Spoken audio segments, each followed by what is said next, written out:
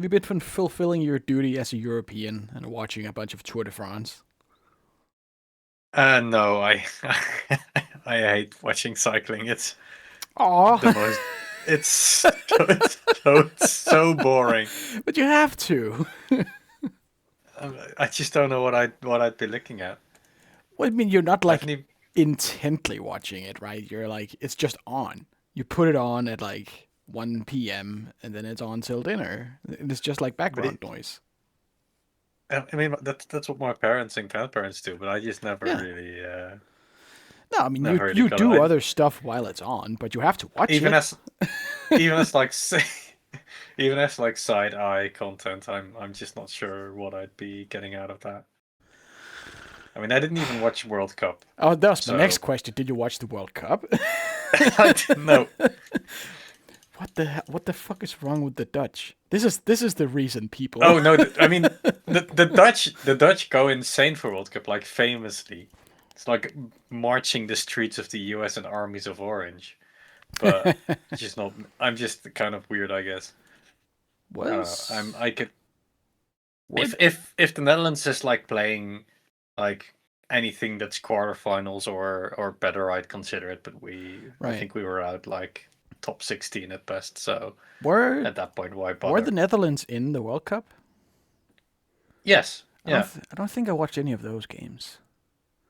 We dropped out pretty quickly. But Yeah. the weird thing is the Netherlands. I think we haven't What was it? technically lost a World Cup Oh, game oh, that's on why they had goals in the. like ages, but we just keep losing on penalties. That's kind of our thing. So we've never actually like ended a game with a score less than the opponent. It's always been either ties or a win. Oh, It's just that okay. every time we tie, we just lose on penalties. Right. Well, we weren't even in it, Denmark, this year, which is, I mean, it was such a relief, honestly. No need for that level of embarrassment The ruckus. again. Well, just I mean, last Netherlands. time was so disappointing. Like we lost, I think 3-0 to like Qatar or something. It just went out round Yeah, one that's after right. everybody had been hyping up the team.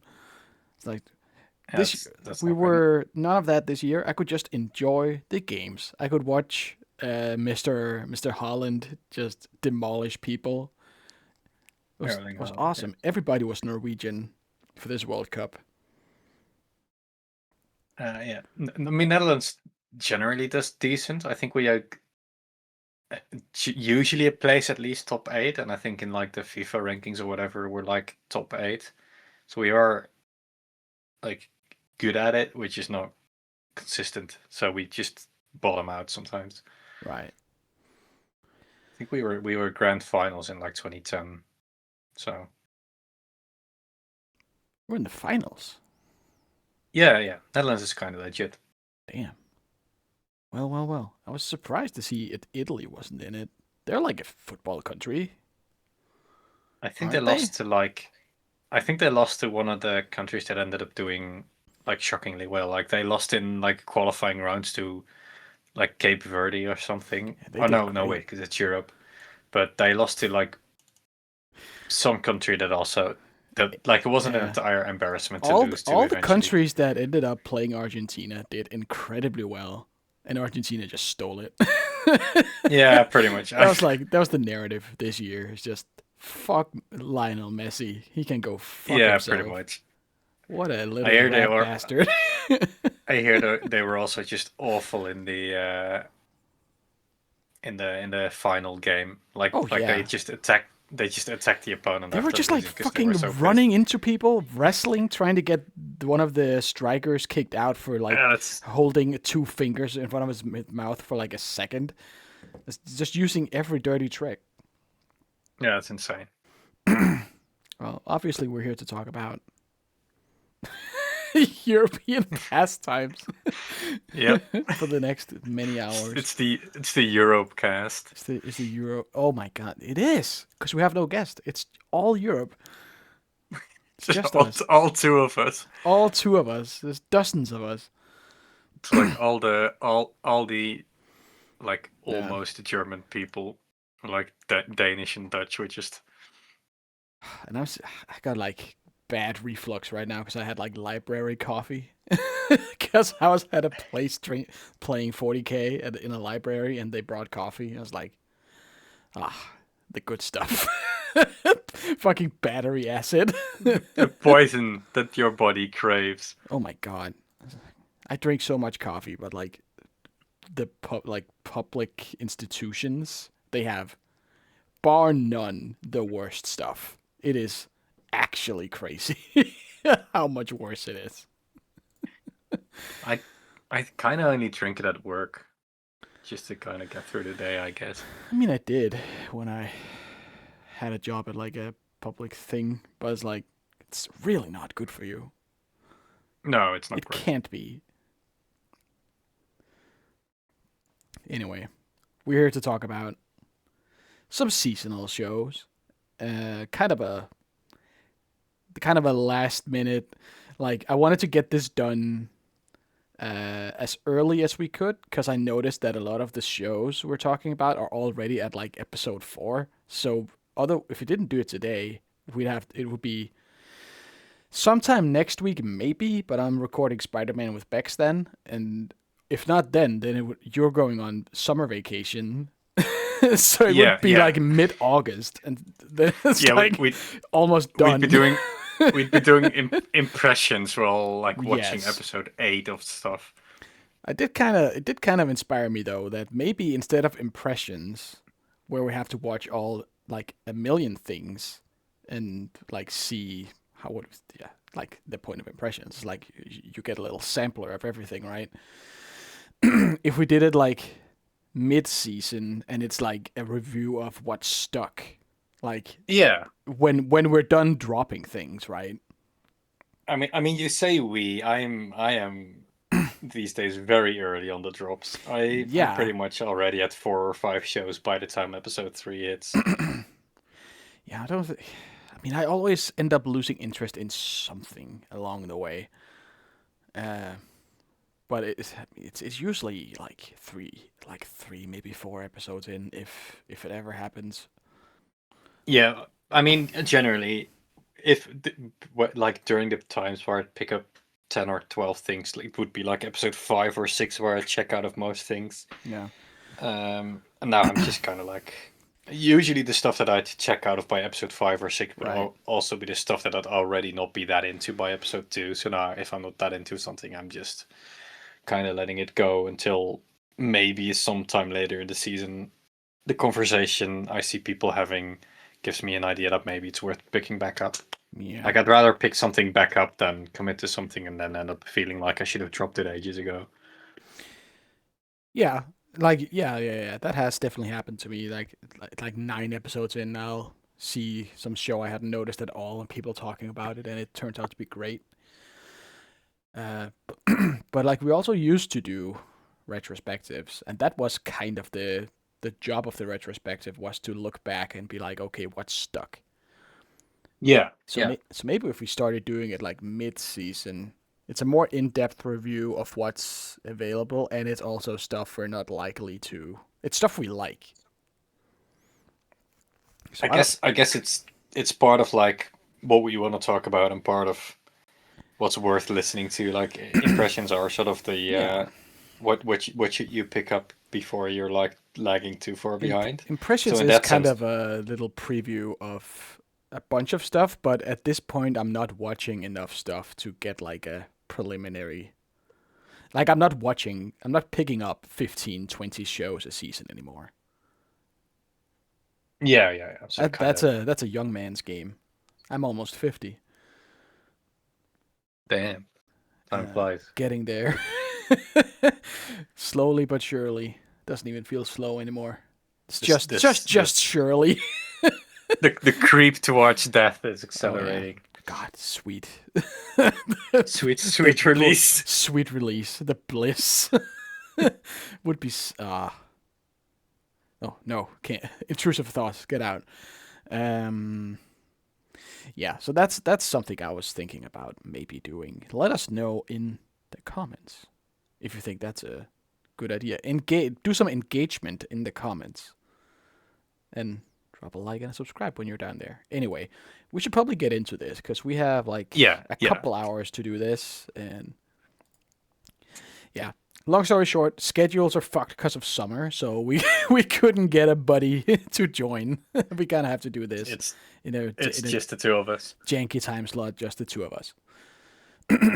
All right, kicking things off the hard way is a show we all love to hate, and everybody loves to hate, or It's the least controversial the anime. least. It's incredible how this show stirs up so much drama, every single season, even though everybody knows what it is. That's kind of what I think is so like staggering about the controversy, because it's like it's the same. It's never changed. He's yes, Rudy is not a good person. We know this, but like a shocking amount of people keep trying to argue that that's not the case. But it's like I feel like if you're watching, this is the third season. All the seasons are like double length. They're like two core, right? Anybody putting this on now is almost at 50 episodes of a show. If you're watching, like, hate watching this, that's almost 50 episodes of just sitting there being mad, and I don't get it. Yeah, I watched Mushoku. I saw about 3 episodes of it.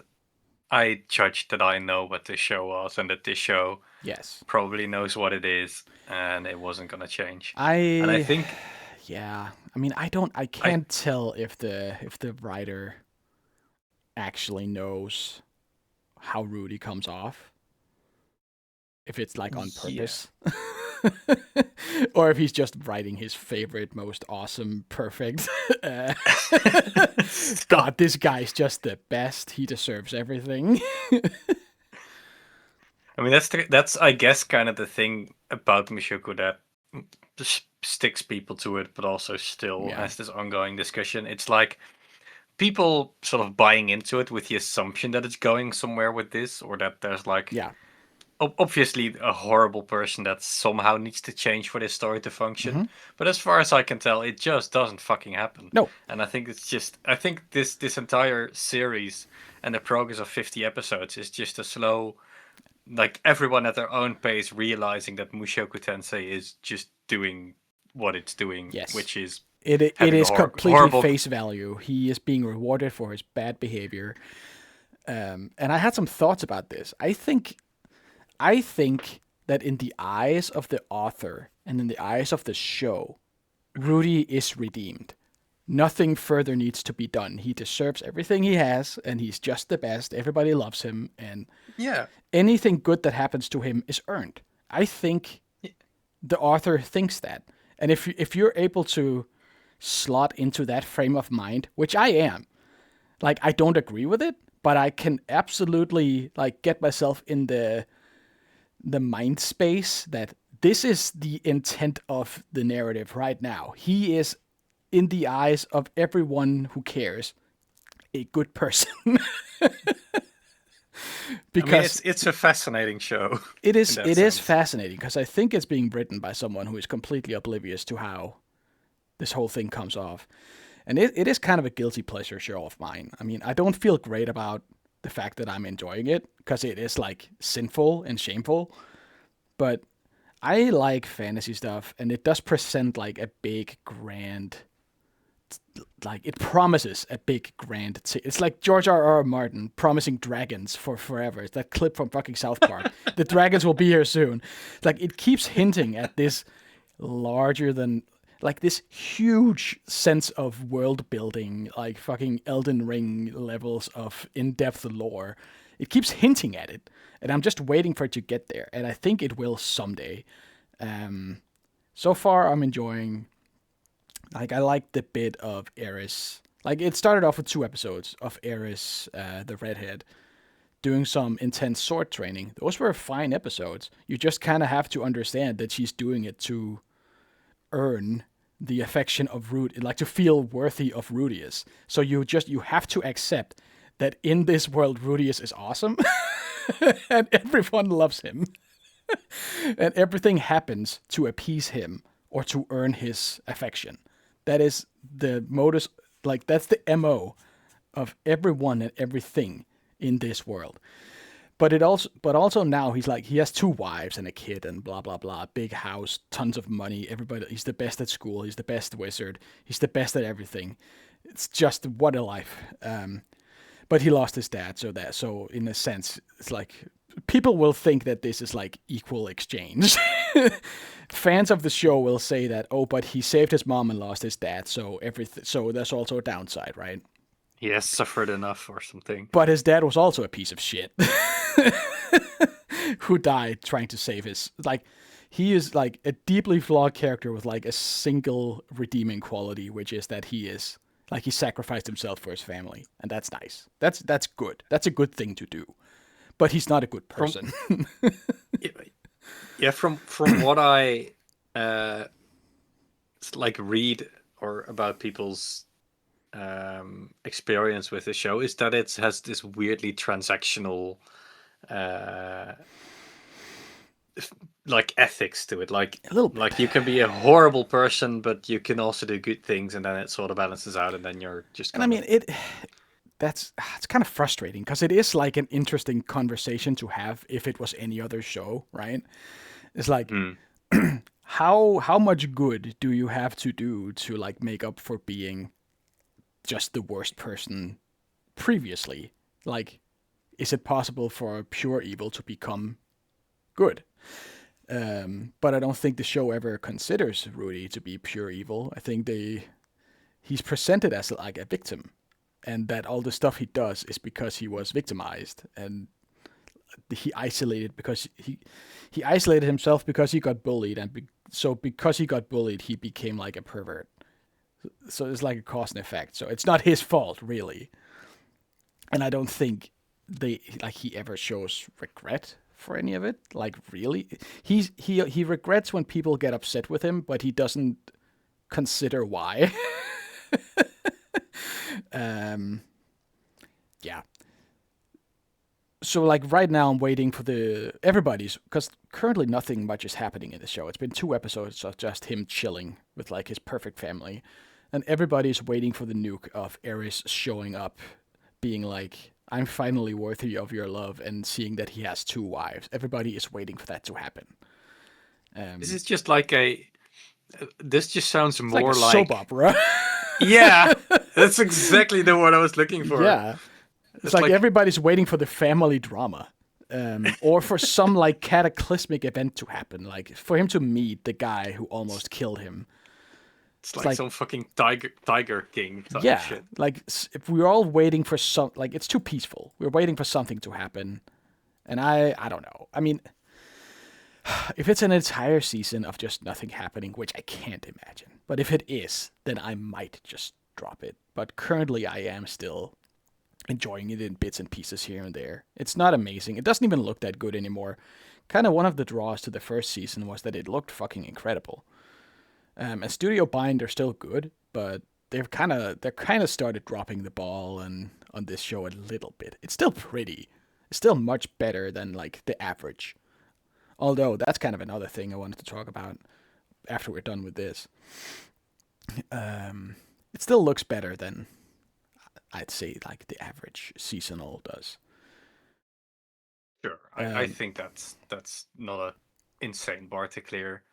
Like No, but seasonal actually, shows I are wanted to great. address that because I feel like the average for shows have gone up drastically recently. Yeah, for Wouldn't sure. you say? Like we've been in the slop mines for a long time, and when something like Wonder Egg Priority dropped, everybody was fucking stunned because it was so pretty and it looked like a movie.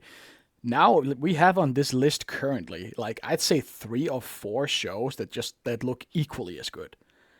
Yeah. There are 3 shows this season that basically any other year could have been the best looking show of the Right. entire year. And last season we had it as well with the. I didn't end up watching it. The drinking Nippon one. Sangoku.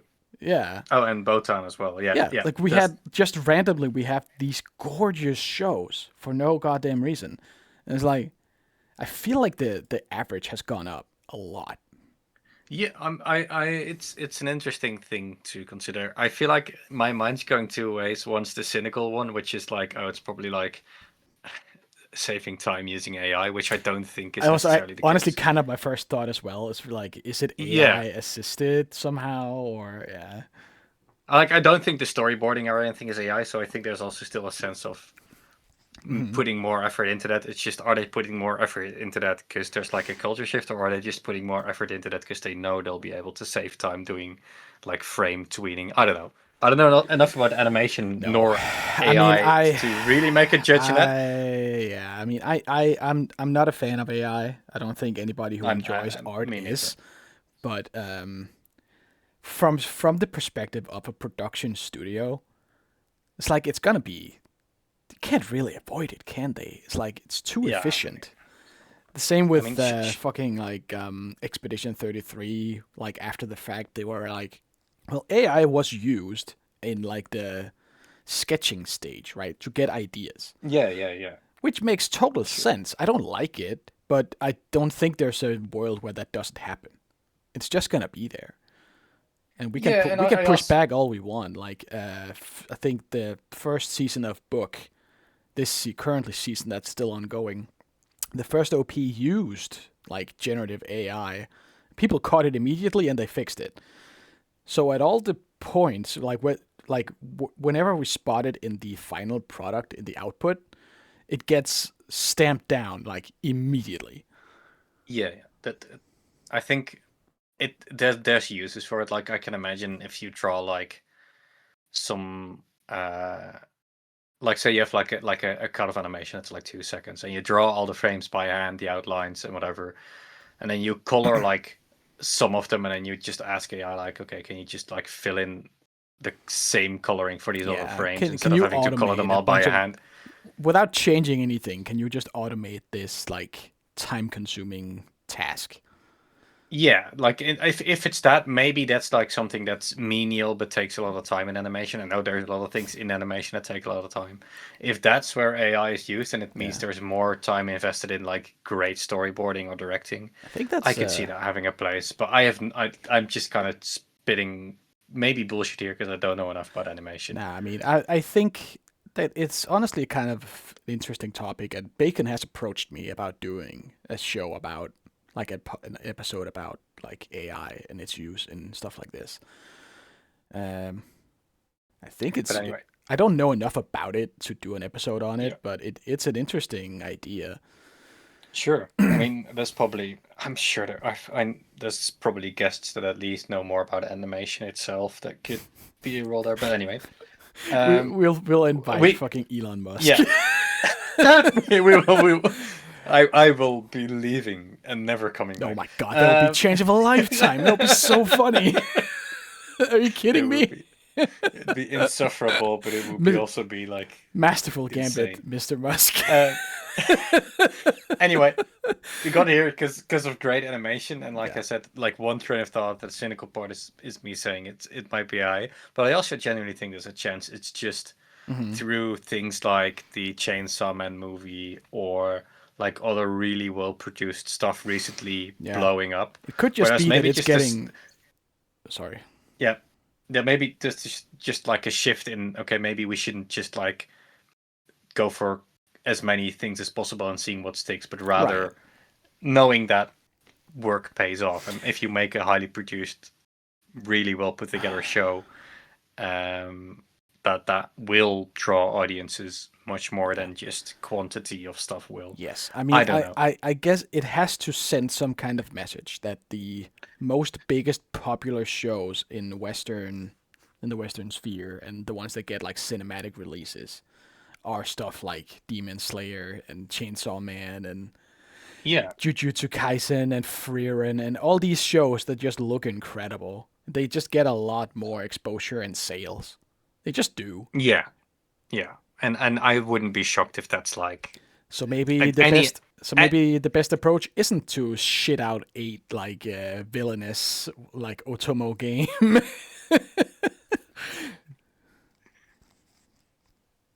Yeah. like we don't need Isekai number 15.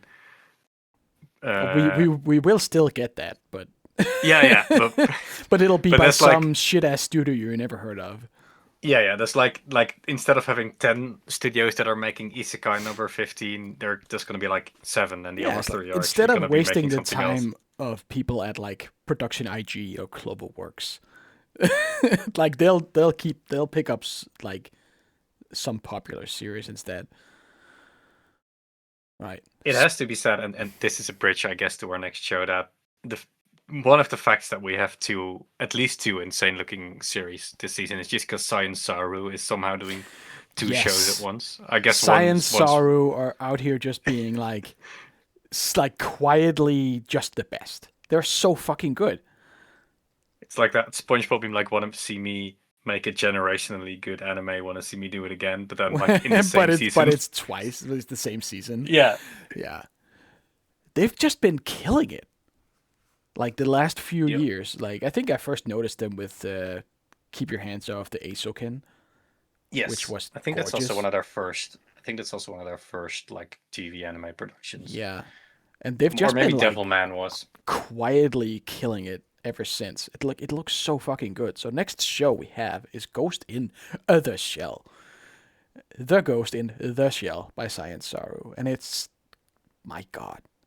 Just so beautiful. Doesn't miss a beat. It's insane. It's like um I didn't know this, but this is like the most authentic Ghost in the Shell adaptation out there, which is insane because the first Yeah. one's like 30 years old. That's what I heard too. Um, It's like, yeah, I remember watching the original movie and not really knowing what to think of it because it's a lot of aura farming, but I don't feel like it told the story very like comprehensively. It's like I don't know what was happening really. I don't remember. same. I know Yeah, that she I she think fights the big spider robot at the end and like rips her arm off and it looks fucking awesome, but it's like that's kind of all I got. That's all I remember. And it's just yeah, her and the big shit brick house guy, whatever his name is. Bateau, Yeah, the one with like the big flat nose and like the eyeglasses, but like glass the eyes. button eyes. Yeah, Yeah. So yeah, so that's sort of the Ghost in the Shell that at least before 2026 people would primarily think of, but that's like cutting down a manga to like kind to of like a cool futuristic yeah. um, um like it's more. It's apparently like because I was doing some research on it to see how many times has it been adapted, and there was like the standalone complex thing. I didn't watch that, but Yeah, I remember people talking about that.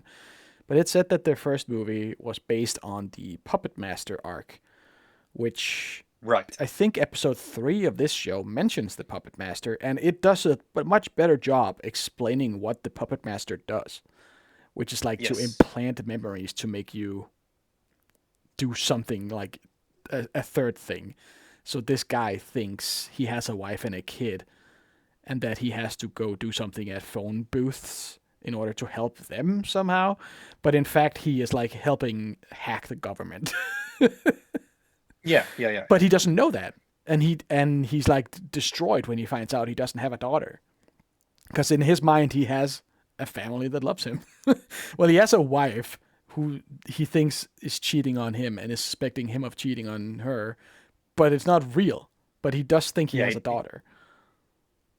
I think he also doesn't have a wife, but Yeah, he that's doesn't. No. details. He has a Yeah. so he's like talking to his coworker about like trouble in paradise and having like Right. a spat with his wife and that they have a daughter, but none of it's real.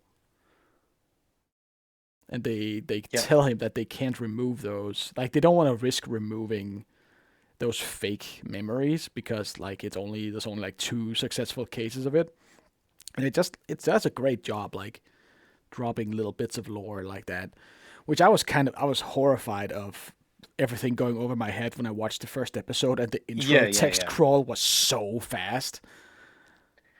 Yeah, I think like the main thing that stands out about this adaptation compared to the original, it's just that it's more chill. Like the A lot original, I more. guess this is closer to the original, but the '95 movie is sort of like taking the essence of Ghost in the Shell, like the setting and I guess that's the puppet storyline, but also just the aesthetic of it, the cyberpunk of Yeah, it, but sort of like turning it into like Psychopaths, like more like serious, it's a like lot more special serious. agent, Where dry copter. Well, this is more like Lupin the Third vibes. It's like yes, not that I've ever it's watched a full Lupin the Third thing, but I get the vibe because it's like it's got the horny jazz sax yeah, going yeah, on yeah, at yeah. all times, doing like heist hijinks and stuff like that. Yeah, and the vehicles are like more like mascot characters. Yeah, the little spider Um, tank is now like much smaller, much cuter, and they talk.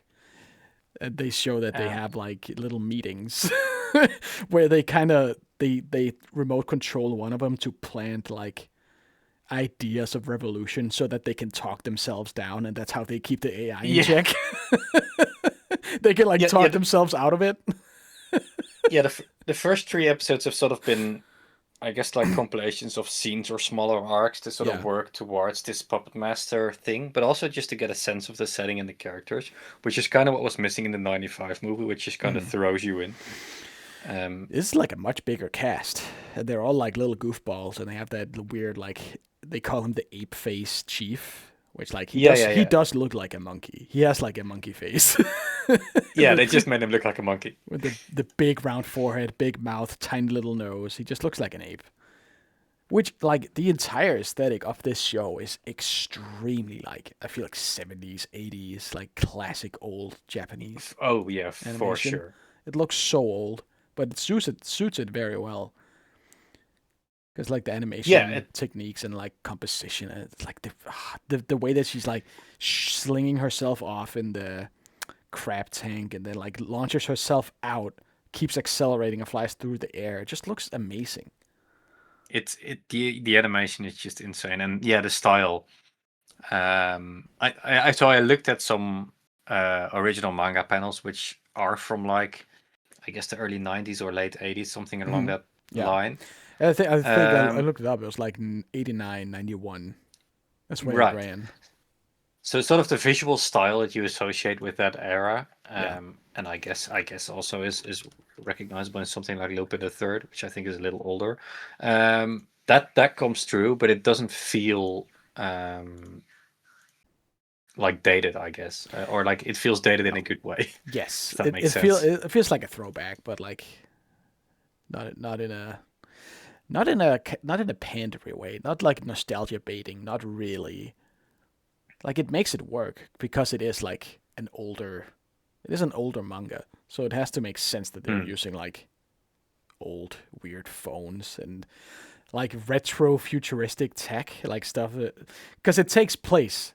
I forgot to mention in like the distant future, the year Yeah, 2029. 2020. It's so funny. It's like they live in 2029 and they have like cyber brain hacking and Yes. invisibility and like full on sentient androids, which is always Calling each funny. other over like AI, whatever, like cyber Like, brain lines and feeling what each other are feeling. Because she's like having this cyber gay threesome on a yacht in like cyberspace, and the whatever, what was his name? The big guy, Bato. Bato, calls her, and the in the it's like the in the connection, he's like immediately feeling what she's feeling, which I don't see why like that seems like a design flaw. Because you don't know when like she doesn't even have to pick it up. He just like instantly connects and is feeling what she's feeling. It's like that doesn't seem it doesn't seem smart. You have no idea what the other person is doing at any given time. What I But like it is about this funny. is like the brick house guy Bato. Hmm. Like thinking back to the '95 movies, like kind of this like stoic, cool, big, Yeah, he's just a burly, tank, brawny tank guy. But in this, he's kind of a goofball. like an unk, like a Yeah, goofball. He's like wearing but like everyone's a goofball. stupid shirts. Even Kats, what's her name, Kusanagi, Yeah, yeah, the yeah. major. Even she's kind of a goofball, like messing around, making people punch themselves, like being a bit of a brat. It's just Yeah, So fun. What a joy. it's it's so fun, and it feels like the like this compared to the '95 movie. Just understands like, okay, we can still tell a cool story about um like brain hacking and cyberpunk while also Uh, just having fun with it. And it doesn't have to be all serious and like trying to be this yeah. really Although they deep do present like some futurism. serious stuff with like the Yeah, yeah, the, yeah, the yeah, yeah, child absolutely. re-education like labor camp or whatever it is. It's like that's pretty serious, but it's like turns out it's like a fake operation to see if they're willing to do it or something like that before they move further in the secret agent program. There's some weird like background thing going on. Yeah, yeah, yeah. Yeah, I'll admit I'm not fully clear on the setting and the No, story yet, me but I neither. trust this. I trust this more to get me to understand it than the '95 movie did. Like it's funny when they hack each other because they kind of do it mid combat. It's a part of combat. It's trying to like Hmm. take over the opponent and make them not aim right or whatever. It kind of reminded me of someone playing like I don't know Magic the Gathering, where it's like, oh, you activated. I set up a decoy ghost, so you hacked the wrong thing, asshole, and now I'm exploding you, dumbass. It's like they're doing this weird Yeah, yeah, counter play. Like it's fun and it's presented so like much more comprehensible than the movie. yeah. More comprehensible. It's just more charming, funny, snappy. It looks insanely good. So I It's feel like beautiful, good music, good voices. I don't know how huge fans of the movie would feel about this adaptation, but I mean, certainly Ah, manga fans would like it because it's a faithful adaptation. And people who watched the '95 movie and basically felt like there's cool themes there, but the way it's told is a problem. This is probably like the solution, pretty much. yeah, if what you like is like sci-fi cyberpunk cops, then this is for you. This is awesome. Yeah, it's fucking great. All right, what's the next one? Oh, it's Tanya. Speaking of great, uh, it's been I think 10 or 11. It's been so fucking Yeah, long for no reason. 2016. 2016. Oh, It's been 2017. It's 10 years. 2017. Oh, 9 years. Somehow it's been 9 years since we got like one of the more creative isekais, I think, in like recent Oh, for sure. memory. Yeah, because kind of a funny thing about isekai is that they used to be set. They tend to be set in some kind of like pseudo Germany fantasy Europe village kind of setting, but this is still like pseudo Germany, but it's World War 1.5,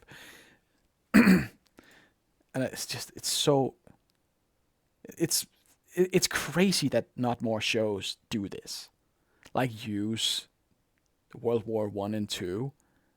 It's like it's a sick setting. There's great tech, but having like this World War, I think it is leaning more World War Two, but I don't think they ever mention a Mm, First World War ever happening. So it is. That's why I tend to call it like 1.5 because it's like alternate history where some of the tech is sure. like World War One ish. Like I don't think like gas weapons and stuff like that. I don't think that's been like outlawed because there hasn't been a world war to ban it.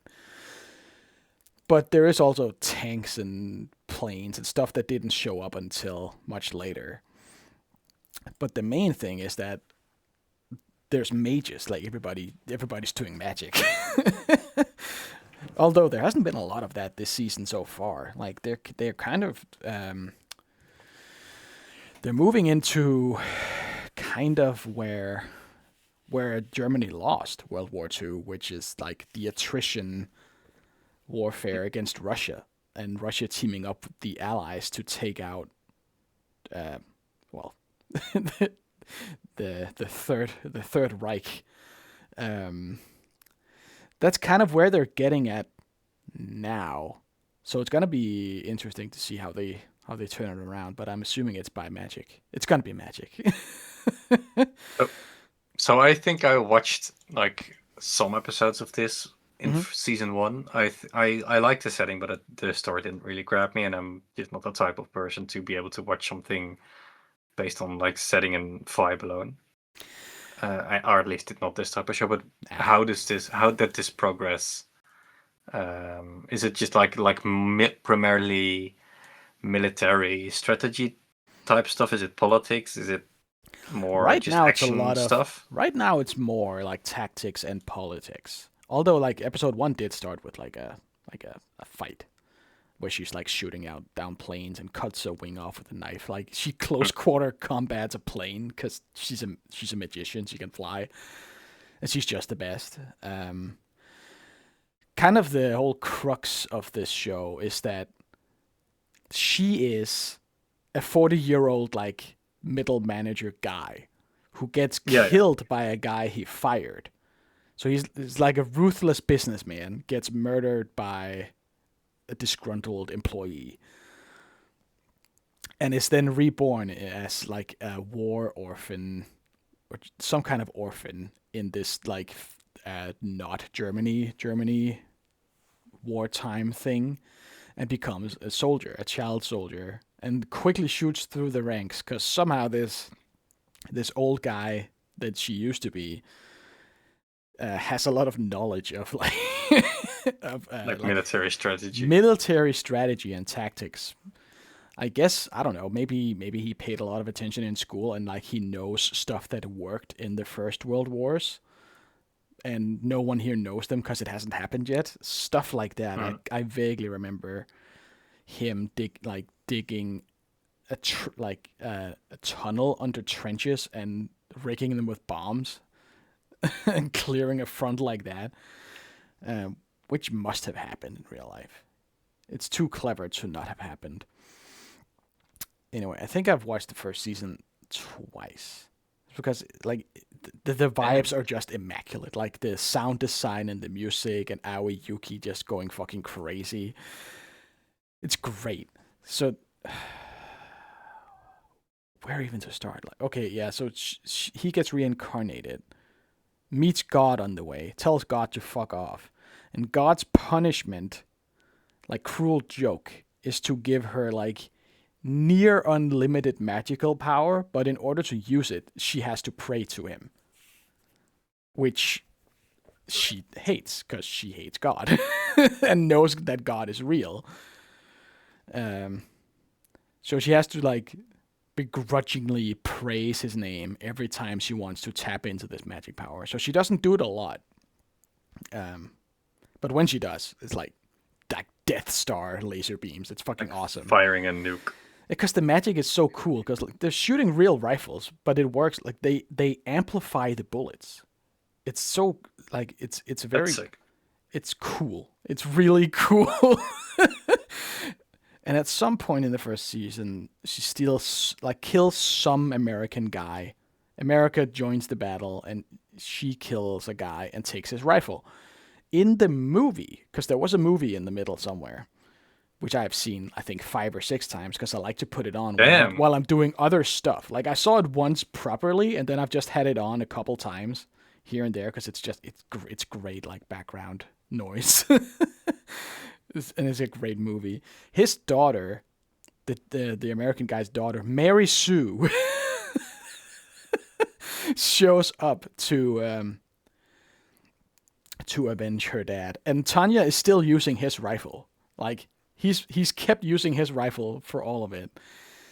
So as another cruel joke, God gives her a bunch of like I think either the same or near as to be the same level of power as Tanya, and they kind of have to duke it out. What I don't understand, she's in the second season. She gets shot. I counted 7 times in the chest. In the movie, she fucking dies so hard. I have no idea how she's alive. The power of friendship. I guess the power of God and anime. Um, So how legit does it kind of feel this like political or like balance of power stuff playing out? Because on one hand it sounds kind of insane, but hmm, I feel what do you mean? Um, is it like between all the kind of wild shit, like a good political drama? I guess I I don't think know. I think you're supposed to. Well, not. I don't know if it's a good political drama. It's like always watching her trying to solve whatever diplomatic puzzle she's been put in. Meanwhile, she's leading this like rapid response tactical squad of crazy strong mages. She's been put on the what is that? That's the Eastern Front. So she's on the Russian border. It's the ass end of nowhere with like a this loser battalion of like idiots that she's trying to train. She's still got all her close friends, and they're all very good still, like super strong. So she has her little rapid response mage squad, the Salamander something task force, but she's also just stuck training all these bumbling idiots. So that's why I mean it's like a Blackadder thing where, oh, you got what you wanted, but at what cost, right? See, I see. I don't know if it's a good political drama. Really, it's more like a thing you watch knowing real world history, and you do the Leonardo point. Mm. Anytime, Italy is trying to be the mediators just like in real life. I don't know if they did that in real life. uh Probably someone did that, otherwise they wouldn't do it in the show because they have all the other stuff.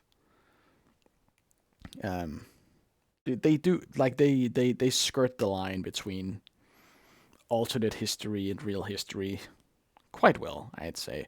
I'm curious to see if in this setting Germany ends up winning. I can't imagine.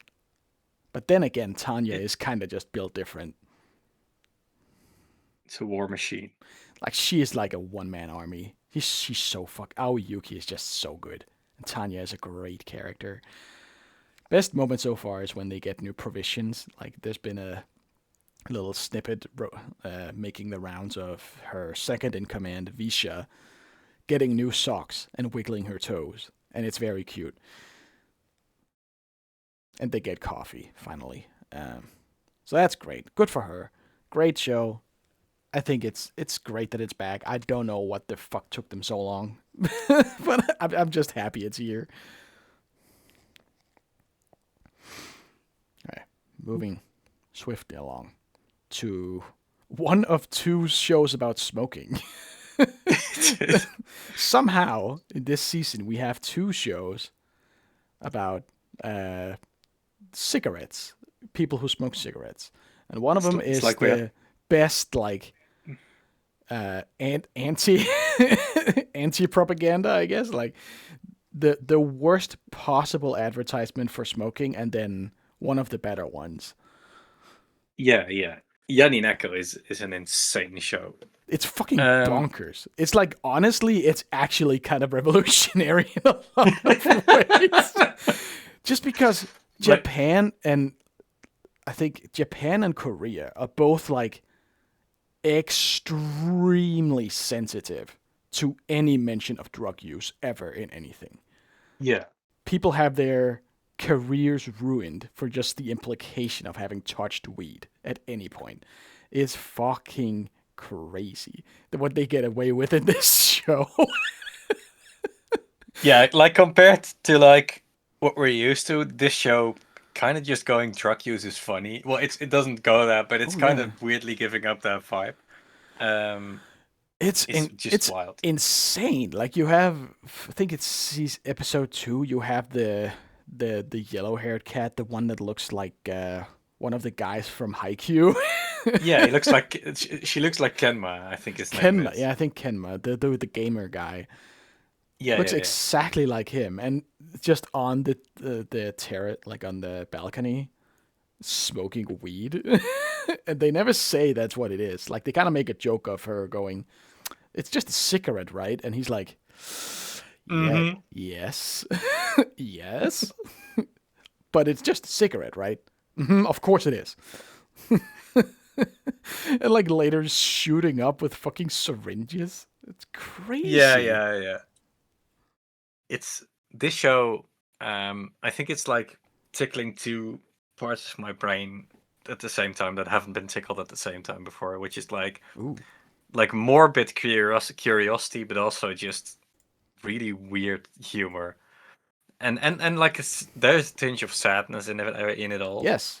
um, which is like such a weird mix of vibes, but it just works for me. I think they do a very good job portraying the main character as having like a proper actual depressive streak, like actual depression, where she doesn't even notice the Yeah, yeah, state of yeah. her surroundings of her apartment until she has to take a picture of it for her sister, and that's when she notices how filthy it is. And that'll happen when you're depressed. You won't notice. But the thing is, the show's not even making that. I mean, in episode one, there's like a brief moment where that's made quite explicit, where she Yes. sort of has this moment of realization. But it kind of feels like the show is just saying that's just enough. Just doing that once in episode one Yeah. to sort of acknowledge that this shit is fucked up, and as long as you keep that in the back of your mind, which is not hard, then you're sort of able to place it in context. But from that point onwards, it's kind of just cracking jokes and having fun with it. Is it the first episode where she has the dream too and calls her sister? Yes, yes, yes. Because that's another big part of it. Like like you'll wake up in the middle of the night with like a sudden surge of inspiration. I'm gonna turn my life around. Goes like 10 seconds pass. Never mind. Too hard. Yeah, Fuck yeah. it. I'll just keep smoking. Like she keeps saying she's gonna stop smoking, and then she keeps doing it anyway. And from that moment, sort of the tragedy of it is like implicit and rather than explicit. Yeah. But having that sort of beady undertone in the show that's otherwise just kind of fucking around somehow works, because it sort of gives the sense that these characters are not able to take their own issues seriously at all. No, not at all. Like episode two, or I think now episode three, they introduce for a brief scene the girl that's just a terrible alcoholic, and and Yeah. it's like a jokey scene where she essentially just says like, oh, the flavor is just like The there to flavor make is the a point like a bonus. it's a bonus to make the poison go down, which is it's like a funny joke, but it's also like Jesus Christ, This this girl fucking is genuinely like fucked in the head. fucking awesome. Like he's like, make me a drink. It's like, okay, here's a recipe. First, half a glass of whiskey, whatever you have. Yeah, Some syrup, some lemon, and water. It's like that sounds like it would taste terrible. It'd just be like this thinned down whiskey with just some shit in it. Like it doesn't sound yeah, yeah. great, but she's just Just to give, the point is to drink half a cup of whiskey. yeah, yeah, yeah. And also the scene ending with her basically choking in her own vomit before the Oh yeah, she campsite almost girl fucking just died, and the comedy it's cat had to put her in like a recovery pose. but even then, like nothing about the way the scene is played or No, the way the characters react to it acknowledges that this is like genuinely tragic. that It's was just a thing actually as a fucking dangerous. She almost choked. like yeah, and as a viewer, there's that mix of feelings where it's like this show is just Hmm. playing this as a joke while also clearly knowing that this is fucked, but also knowing that it doesn't need to be said out loud. Yeah, That's just such an insane combination of vibes, and I'm so here for it. it's fucking wild. I don't know if there's supposed to be like a social commentary in the Beast People kind of. I think there is because it's dropping these weird lore bombs. I don't know if you've seen episode four yet. No. When did that come It's out? that just came out today, I think, Oh, or then no, yesterday. no. Um, but there's like a scene where like she gets caught doing some.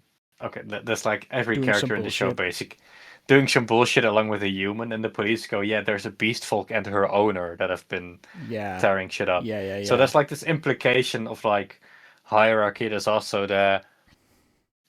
in the fourth episode and in general like an undertone of fetishization of these beast folk. And there's some other weird stuff where it just drops lore where these animal people are just Well, not they are really pretty being hot. taken.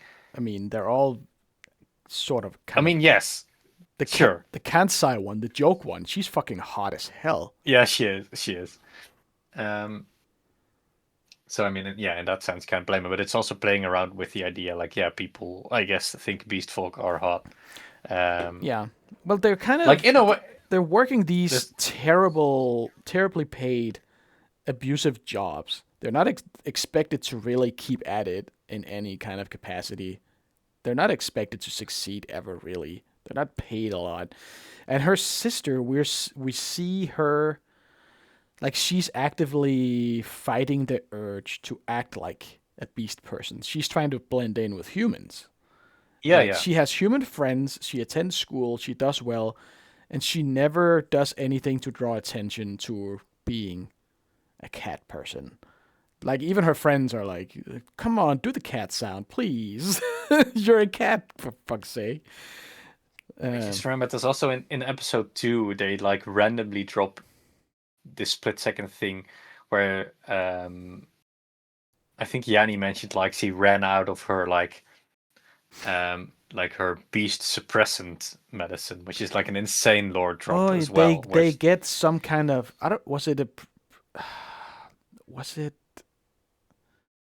it's like some kind of vaccination thing they're getting.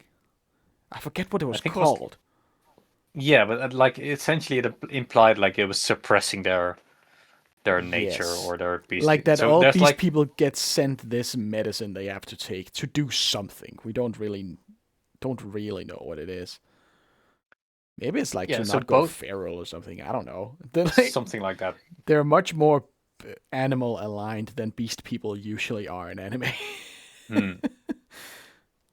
But yeah, that's sort of like also that there's both the thing that it's just like these are fucked up people and we're not really gonna acknowledge it. We're just gonna There is like have that be a thing. And a there's weird the same thing social with the setting. dynamic going on. Like Yeah. they're also all living in these weird little apartments, like the projects or something.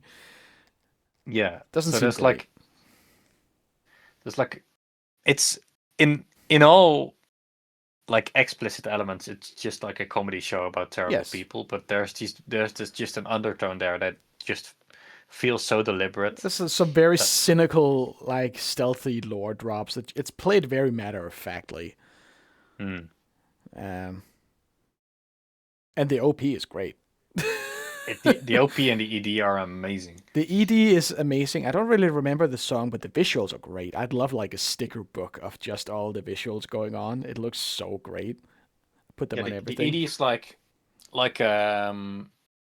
basically a direct callback to like to early 2010s Studio Shaft visual elements, Yes. like the like pastel text on the white background and stuff Right. like that you'd find in like early Yeah, Monogatari and the OP is or like just it's like a collection of movie yeah, yeah. references, It's but it's all kind of with like this like the roto, chainsaw. but hilariously like all rotoscoped cat people doing it, so it looks fucking hilarious. Hmm. Yeah, this song is pretty good too. It's a great song. It like really captures that sort of Yeah, slightly trashy yeah, vibe.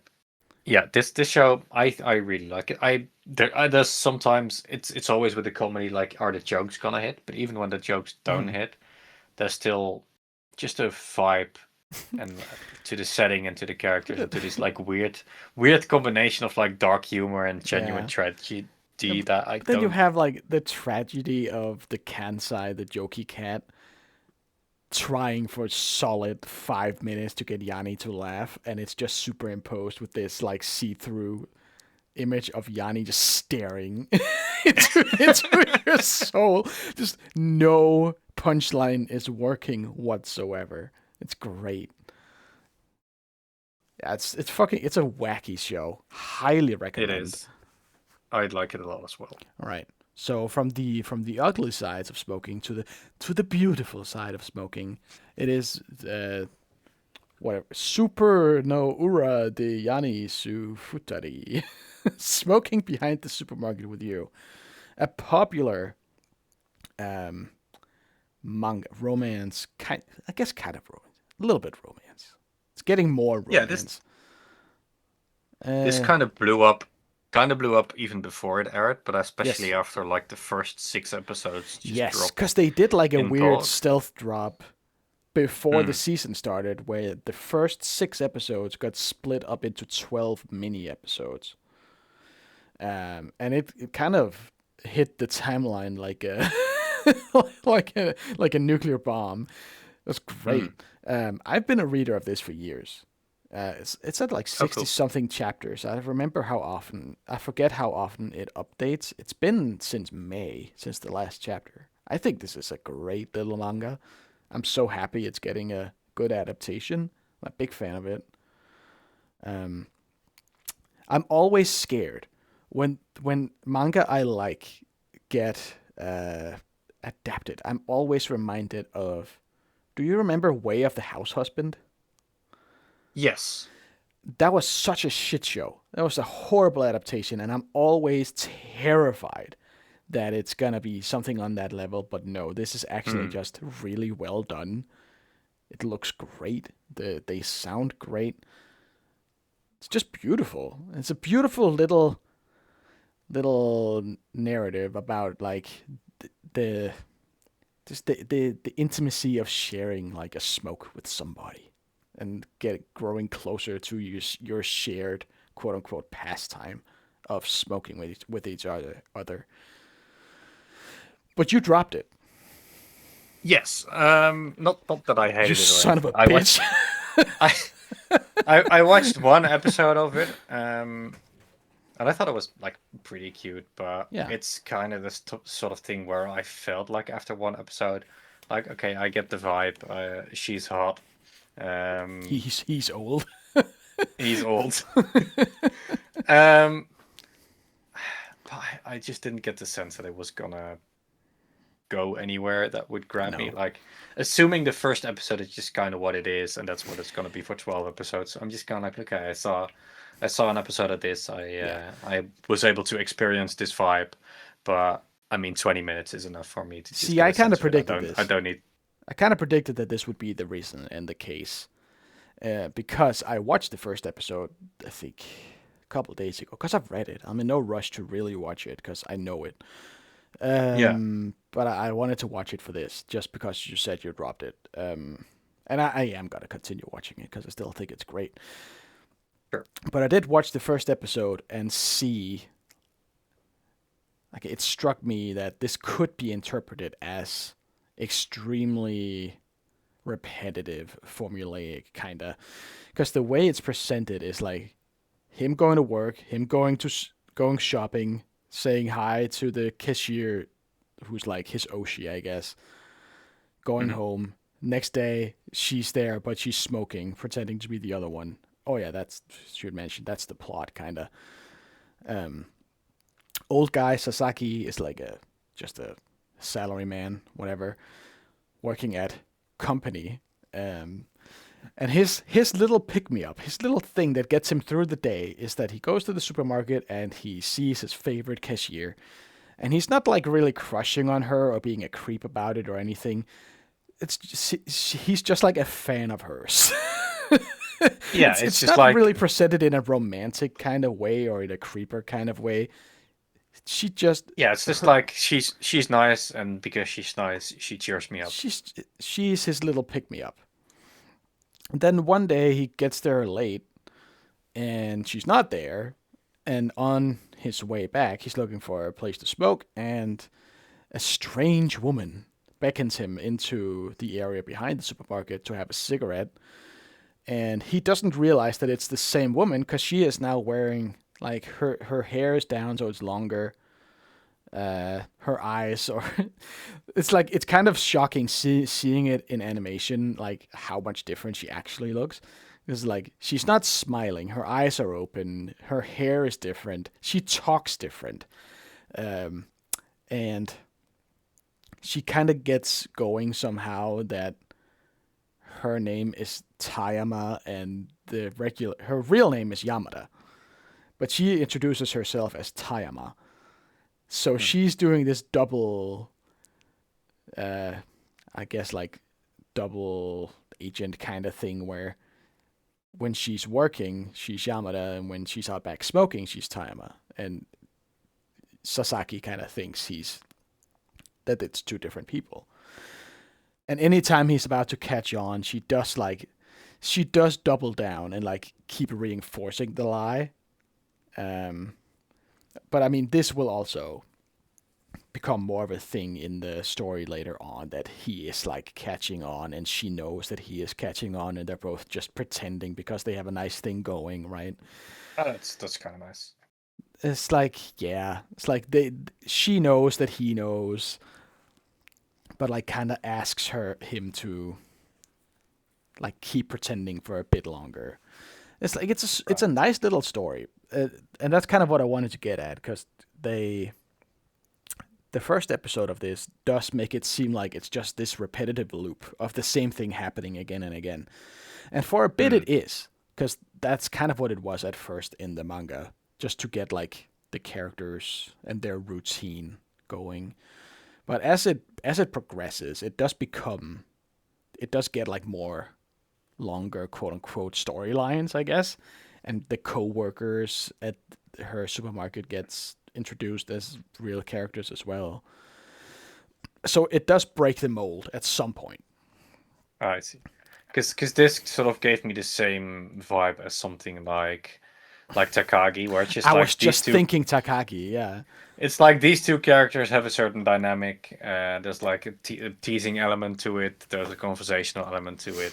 Yeah. There's a jokey element to it, and Yeah, no, the show's just gonna be like different conversations. Yeah. Which Takagi in essence, sorry.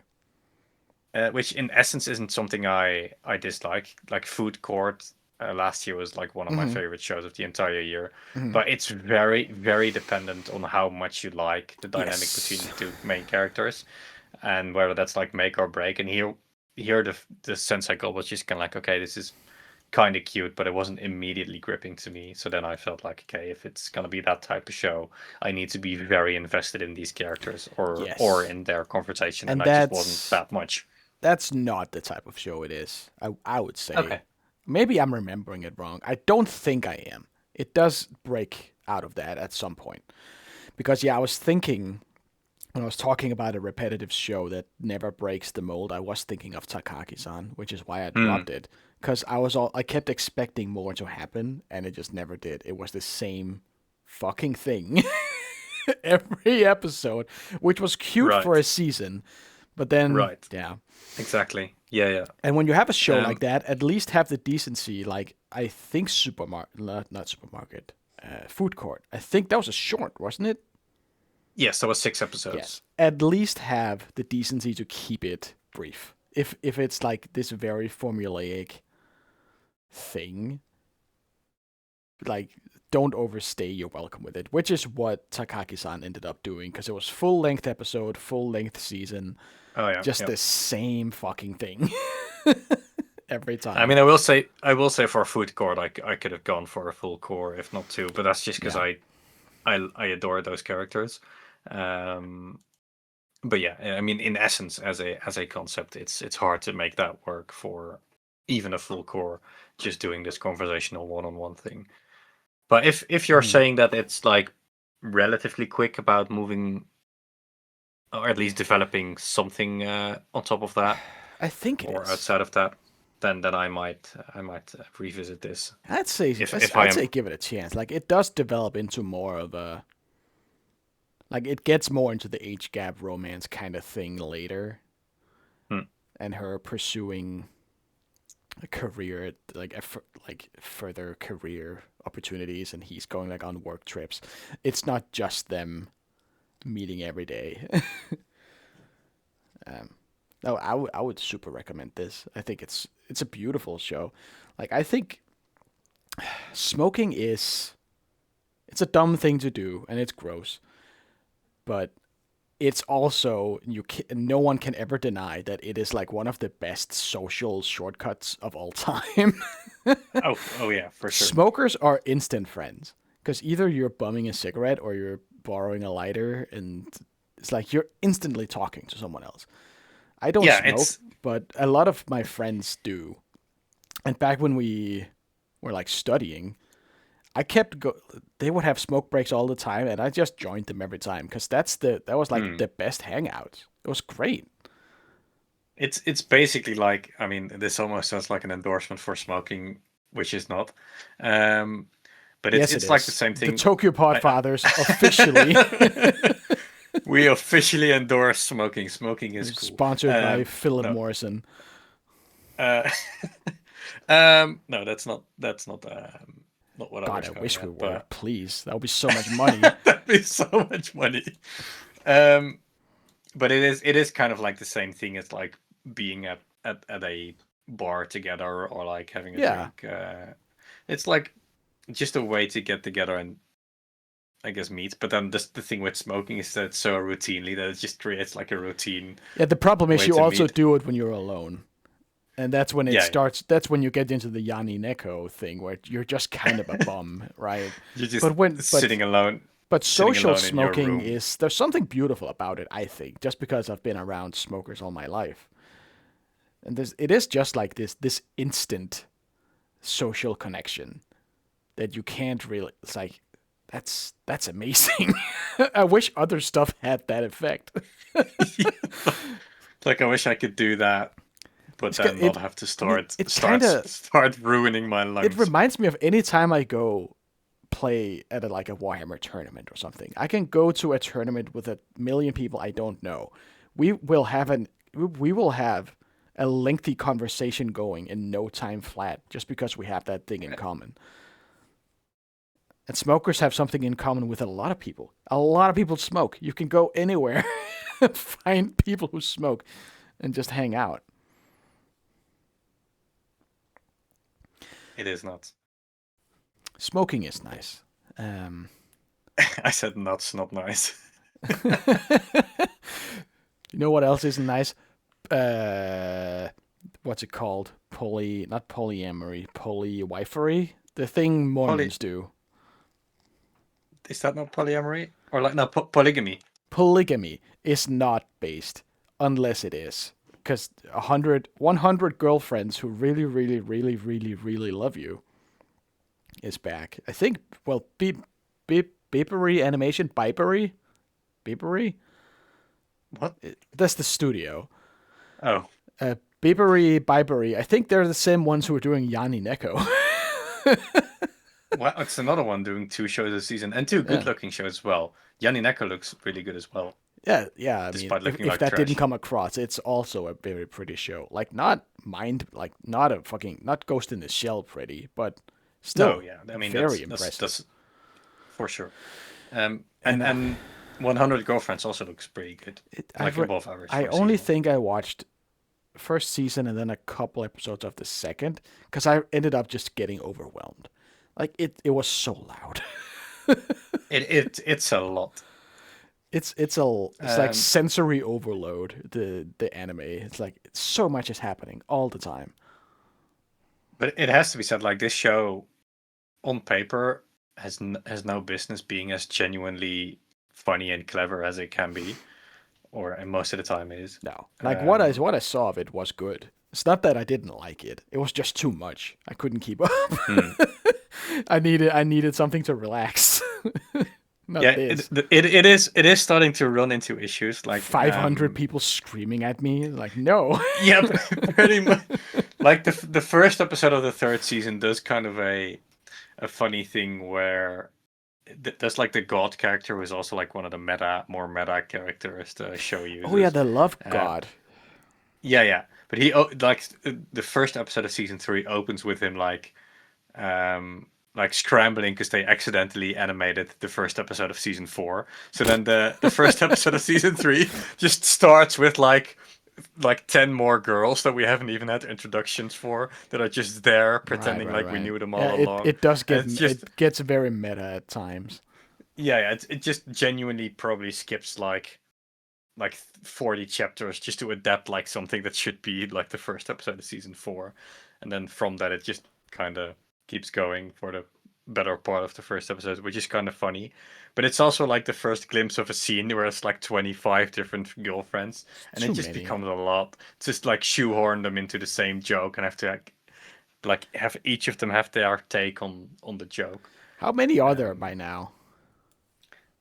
I'm ignoring the ones that are there for one episode for that one gag. I think there's like 14-ish. I think that's probably the range. If I would Maybe count a it, bit less. Like if everyone like on the 10. poster except himself is a girlfriend, that would be 17. Yeah, and I think the last 5 ones are the ones that are Upcoming. upcoming, and they get like a glimpse in episode 1. I saw that one of No, his the new last. girlfriends is like his 10-year-old cousin or something. Yes, yes. That's What? they introduce her, I think, in the second half episode 1. It's like even for this show, that's wild. Like he's already dating Um, one of his girlfriend's mom. yep, and a character that can shapeshift and like Nice. make magical potions. Oh yeah. Oh, that's right. Yeah, that's right. The scientist girl. Yeah, but yeah, I mean, between the meta jokes and insane shit like that, at least, yeah, this show knows what it is, and that's kind of part of the charm of it. Oh yeah, It knows it's that it's very shameless. it's just shameless bullshit, but also somehow being kind of weirdly clever about being shameless bullshit, It was like yes, and actually like, shameless but like honest about it, right? Earnest. yeah, yeah, It's yeah, heartfelt while being just pulling the weirdest shit. yeah. It's a fun show still. I mean, the fact that I'm still watching it 3 seasons in, Yeah. considering what it is, it would be unlikely if it wasn't so good at being that thing. Yeah. I mean, I might get it another shot someday. I just got overwhelmed by it. It is a lot, but it's a fun show. Yeah, for sure. Good show. Good show. Another good show. Not a show, really. It's one episode. One Piece heroines. Heroines? Heroines. Lady heroes. One Piece heroine. One Piece heroine. One piece of One heroin, heroine. please. One heroine, please. One heroin piece. Uh, it's a little one episode thing. 23 minutes adaptation of there's these little side stories. It's a different manga anthology kind of thing, not by Oda, but based on One Piece, and it focuses on the female characters in the setting, who some might say they don't get a lot of focus in the main series, and they wouldn't be wrong, but that's because not very many characters get a lot of focus in main One Piece because main One Piece has 10,000 characters. There's always way too much going on, and there's way too many characters for anyone to get any kind of decent spotlight, really, at this point. Um, but this one follows Nami and Robin, the two fan favorites, the two lady straw hats, as Nami gets all of her, like, not all of it, a lot of her treasure stolen. And in trying to get it back, she kind of uh, has an issue with one of her shoes. So it's all about her heisting back the stuff she gets stolen while getting a new pair of shoes made. Because women be shopping. Um, but she goes to the shoe maker and discovers that. Well, first of all, she discovers that he was the one who had all her shit stolen. And second of all, discovers the very imbalanced dynamic between him. I think his name is like Lepno.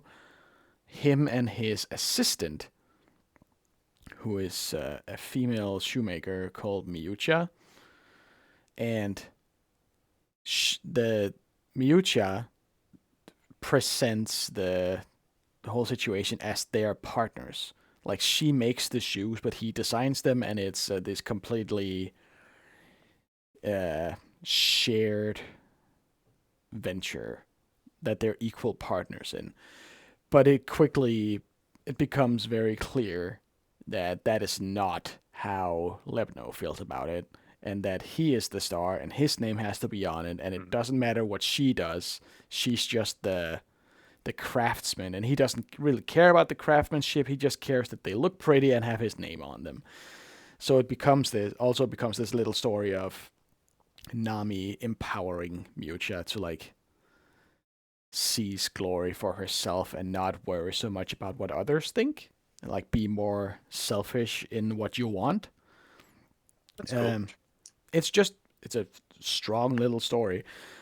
It's gorgeous too. The art style is Yeah, I've it's so pretty. I've seen clips of this. It looks gorgeous. It looks amazing. It looks like some old French animation, like some Art Nouveau, like very Mm. flowy, soft, round. Um, the characters still look like the characters, but they're not in Oda's style. Like his style is it's very distinct. It's also controversial. Some might say that he has a tendency to draw women in a very specific way. Um, so it is nice to see the characters portrayed in another style, but still look like themselves. It's nice to see that it translates to something else. The clips I saw from it kind of made it look like what's that called? Like Belladonna of Sadness. I've never watched it, but I've seen pictures of that. Sounds like something it would look like. I'm not sure what it looks like. Let me see But some it's just pictures. very flowy, like strong line work, pastel colors. It's very beautiful.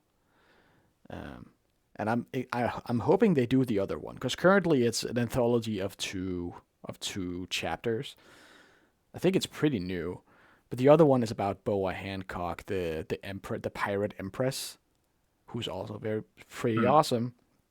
Um, I'm hoping they do that too, because it's like just a nice little.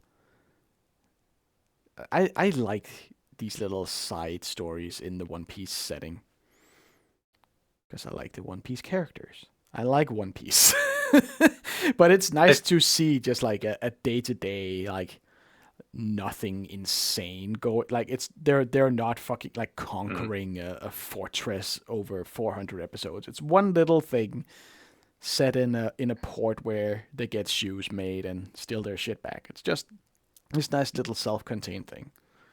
A yeah, big it's nice. big recommend if you like One Piece. One Piece has kind of been like I guess doing some weird stuff, or not weird stuff, but some like side stuff recently, right? Because it's sort of it sort of was just cruising for ages, just maybe doing a movie once in a while. But I Yeah. feel like I've seen like a lot of One Piece special things pop up Oh, left and that's right in the right. past few Yeah, yeah, years. yeah. They're doing that weird reboot thing called The One Piece. No, I don't. I mean, don't mean that. I mean, I do also, I guess, kind of mean that. But wasn't there also like a short film or something of One Piece recently? Am I crazy? Not that I know of.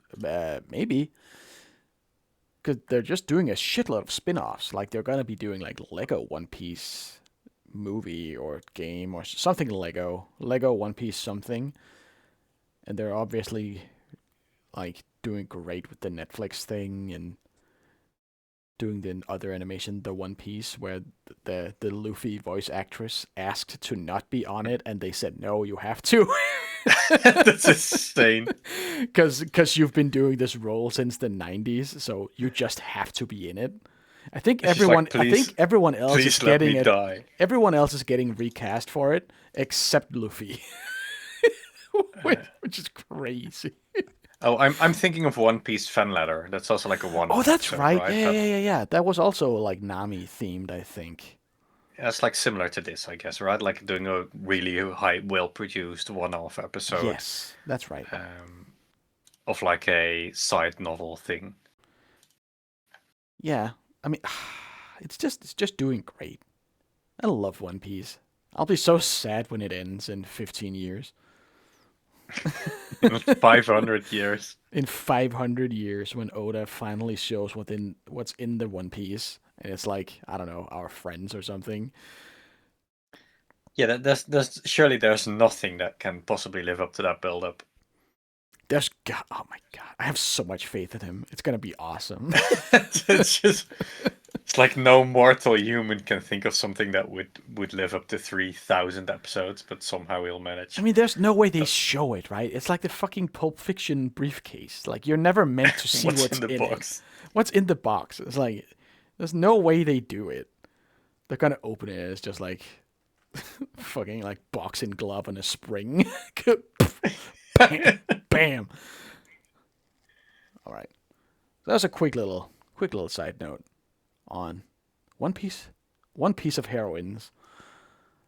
The next one is the other Science Saru smash hit, like just insane visual style.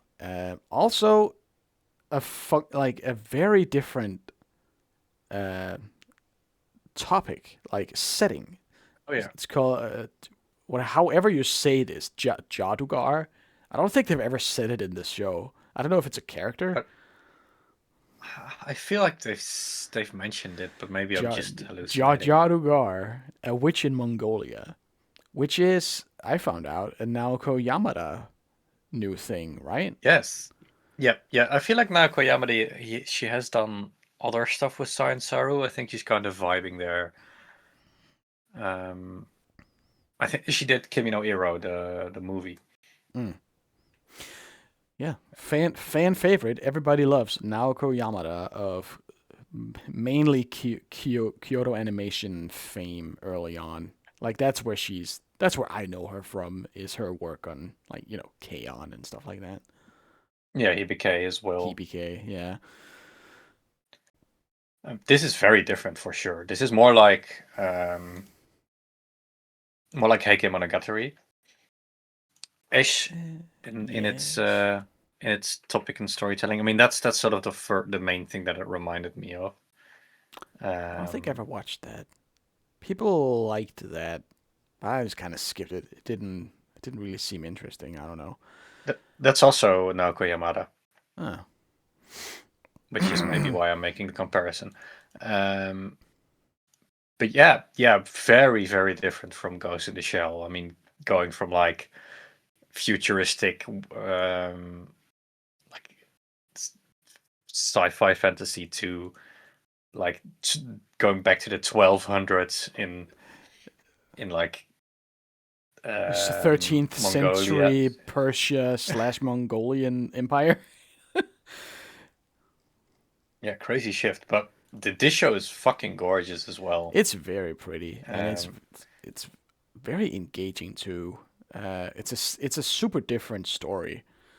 Like, I don't think I've ever seen Islam portrayed in basically hardly anything. Yeah, I mean, in terms of both Western media and anime, it doesn't get a lot of doesn't get a lot of attention. There is like a sense of, I don't know, it's like pensive approach to it, like scared of offending anyone, so we just don't. Yeah. Especially if you're not yourself Muslim, which I don't think Naoko Yamada is. No, not that I'm aware of. But this show is really, really good about. I mean, my frame of reference is not exactly.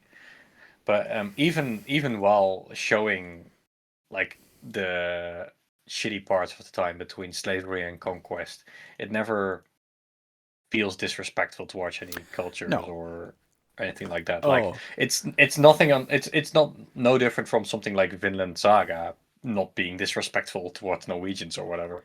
It's just a really well told historical story set in this time period in this place in Mongolia. Oh, so now Koyamada can direct a scene of like a casual slave trade, but when my wholesome chunkus isekai does it, it's bad. Oh, I see. I get it. When Shield Hero does it, it's when not Shield cool Hero anymore. Does it, it's bad. But when now Koyamada does it, it's awesome. I see how it is. No, it's just portrayed like very matter of factly, just because it's like based in. I'm assuming it's based on like history. It's like, I mean, obviously the Genghis Khan part is historic. Like that happened, but I don't know if the tale of specifically this character happened, right? Yeah, I don't. As far as I know, not. But the places are real, and it's like there's a chance this is like a tale of something that happened in real life, like minus what might be magic later. I don't know. It's called a Yeah, witch in Mongolia, but I suspect it's called she's being referred to as a witch because she's educated. yeah. It's like, oh, she I th- knows geometry. That's magic. I think this is sort of similar to I like Heike Monogatari. To go back to that, that's like telling the story of this actual clan in Japanese history, but it inserts a character into she like gets adopted by that family, and she just kind of functions as an observer to all this political stuff. This Mhm. might be similar, where it's like drawing on real historical events and settings, but just introducing a fictional character to that Mhm. and an additional personal story to channel us into this setting. Um, because the story is sort of a mix of both her personal story trying to find this book that was taken from her that means a lot to her, while also I think just telling the story of the Mongolian conquest Mhm. across Asia and like Central Eurasia. Yeah, which I'm realizing I need more of. It's like, why is there so little media about like literally one of the biggest empires of all time, the Mongolian Hmm. Empire? It's just like almost no. I can't think of like I don't know, like Mulan has a bit of it, and then this. I don't Yeah, really pretty think much. of the Mongol Empire appearing in much of anything ever. And This, Mulan is also kind of tangential. Like it's yeah, about it's not it really. exactly. It's like Mongol Empire inspired, uh, adjacent, I guess. Like, how is there so little of it? It was massive. It was fucking huge. It's kind of how For sure. Yeah. there's surprisingly few films and series about World War I. Everything is World War II. So anytime something shows up that is about World War I, it's great because it's Hmm. like just so brutal. But I would love more stuff about the Mongol Empire because like horseback raiding looks awesome. it's such a it's like desert raiders is such a great aesthetic. That's why Mad Max is so awesome because it's basically like Oh yeah. it's the same principle, right? It's like just strike fast, drive around, and shoot people from a distance. It's like what a great aesthetic. Anyway, So how much of Jadugar have you watched? Have you seen episode 3 yet? I think I've seen all of it. Four. Okay. I haven't seen 4 yet, but one thing that struck me about this is that episode 3 sort of seems to like it starts with um like I guess a grievance. Like the protagonist girl, she gets her uh I guess I'll call it family, even though she's added to as a slave, but it's basically her family killed by the Mongols and then gets captured, and she just sort of tries to infiltrate them, I guess, to get a book back. Yeah. But um, episode 3 did sort of have this undertone of like, well, she was a slave, and in a way, by infiltrating the Mongolians and showing her knowledge and pretending or like being scholarly, she is sort of fighting back some freedom that she didn't have being a slave. Yeah. Um, there was definitely some semblance of that, and I think that's part of where the show might be going, like her um, becoming some person of more significance than she would have been as a slave, while also acknowledging that she got everything taken from her, Yes. and that she had some sense of family as a slave as well. Yeah. No doubt she's gonna become like probably that's part of why it's called the a witch in Mongolia. It's like she's gonna become this like high ranking. I get what would you call that? Like the village elder, kind of like the wise woman, right? Because a big theme of the show and presumably the manga is the idea of like education, like learning. education, Yeah, yeah, knowledge gathering basically. knowledge, being curious about things, and the more you know, the better prepared you are for stuff you didn't see coming, or like you'll see it coming instead. Um, Yeah, that's this what I got from this show so far, and I guess reading the synopsis, is that it's gonna be primarily the protagonist, Sitara, and another woman that's there's some like lady who looks married off. Yeah, she looks exactly like like the the mom. mother. Yeah, but those two characters that are like gonna get involved in the politics and the Yeah, strategy it's of the gonna Mongolian become Empire.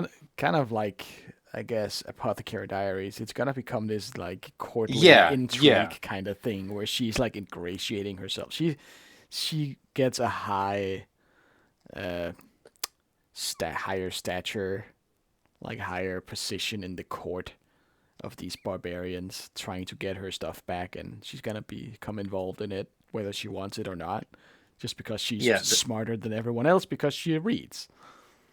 yeah. There's some Kasuria about it. Like it also reminds me of Vinland Saga. Like Vinland Saga kind of takes a weird route there, but it also ends up starts with Thorfinn being aggrieved and ends with him sort of being almost a sort of political figure Mhm.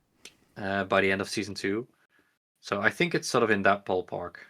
Um, Speaking of Vinland Saga, because like the big quote of Vinland Saga is "I have no enemies."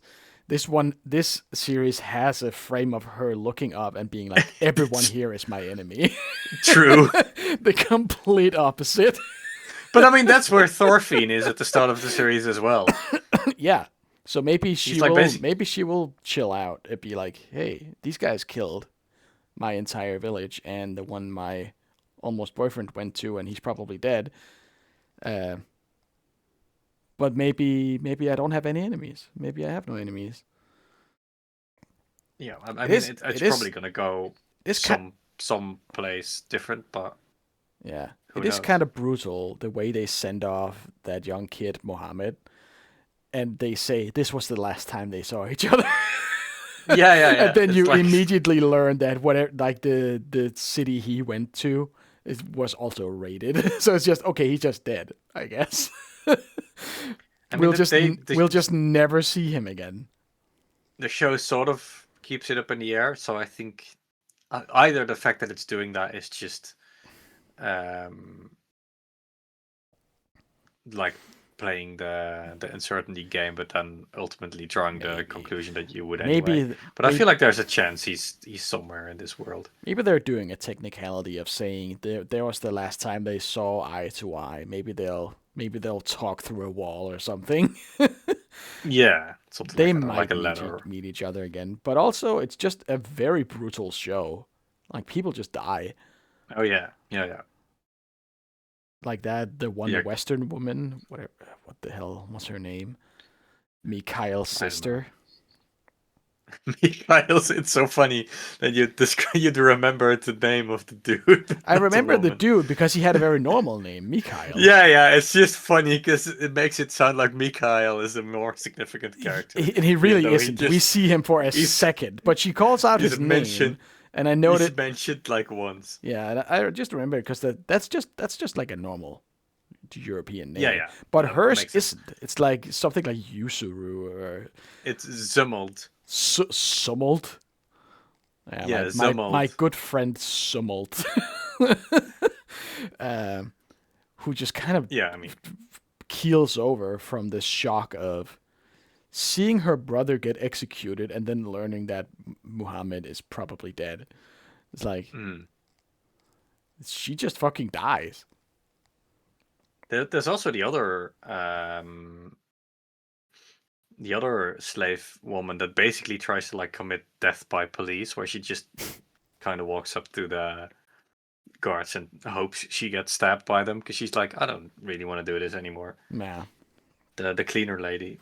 yeah. It's just it's grim, but Oh, for sure. also Yeah, but fantastic storytelling so very far. good storytelling, very good directing, very very very very pretty. and like a different setting, very different setting than anything else, really. Yeah, yeah. Just Must watch. what a good little show. Comes highly recommended. It's also the type of show where the odds are low it's gonna shit the bed. I feel like Oh it's yeah. shown such competent at storytelling that you're just gonna trust that it's gonna be Oh, good do all the you know way. what the thing is with like the color? Like they have colored fingertips sometimes. I noticed that. Henna, right? Yeah, is that it? I think that's like a paint that It's like sort of has body like a temporary temporary tattoo tattoo. thing. Yeah, yeah. I think But that's I don't just think I've ever seen that's that like done where like they just do it on the finger, so I don't know the significance of that. yeah, me neither. Nah, whatever. Looks cool. That's all the significance they need. Real quick, next one. Snake Woman show. Reiwa no Dara-san. Two siblings. Uh, one looks like a boy, is a girl. The other looks like a girl, is a boy. It's not really addressed. Well, it is addressed, but it's never seriously like explained why they dress like that. Doesn't really matter. Live on a mountainside, uh, in a small town. There's like a local yokai who's like a snake woman with 6 arms. Their family is tasked with taking care of the shrine for this yokai. And one day they meet her in the forest, and they're very chill about it. They don't care. So they just befriend her. Like their dad is terrified of her because of the legends, and she does like we do see her just straight up kill people. Um, she kills like a streamer who goes and disturbs the shrine. Um, but I think the whole thing about it is that it's this yokai who suddenly has an existential crisis kind of thing because she realizes that the spell holding tying her to the area no longer works on her, which she takes to mean that her nature has changed so much since she was bound there that the spell no longer affects her. So she's trying to figure out what am I now? Um, if I'm no longer this vengeful snake spirit, what am I? Why do I Mhm. still linger? um, so yeah, we just see her. They all hang out. We see them interact like daily life. It's just this cute little slice of life, um, yokai show where sometimes she kills people because they disturb her shit. Um, it's great. Well, Nice. great or great. It's good. I'm enjoying it a lot. I think the character is great. She's like an old, I guess Reiwa era priestess who's never done like anything modern. So they take her to they get her a phone. She tries fizzy drinks for the first time and has a reaction to that. It's just you see this old soul try new things because she's been bound to this area for so long without any real human contact. I think it's cute. It's fun. All right. Here's one that you said we should talk about. Sayonara Laura. Oh yeah. This is like if we're talking about insanely good looking shows this season, it's already crazy to have Ghost in the Shell and Jadugar. Mm-hmm. I'd argue this might look better than both of those, which is insane. Um, but this is basically like the Little Mermaid, I guess, Yes. retold in a way. Um, Oh yeah, I so did. this I did essentially, end up watching 2 episodes of this. oh nice. Um, so yeah, this show is basically taking the Little Mermaid and telling that story kind of in the first episode, Yes. where it's about a girl from like Atlantis underground, wanting to be where the people are, um, going up to the surface, falling in love with a prince and stuff like that.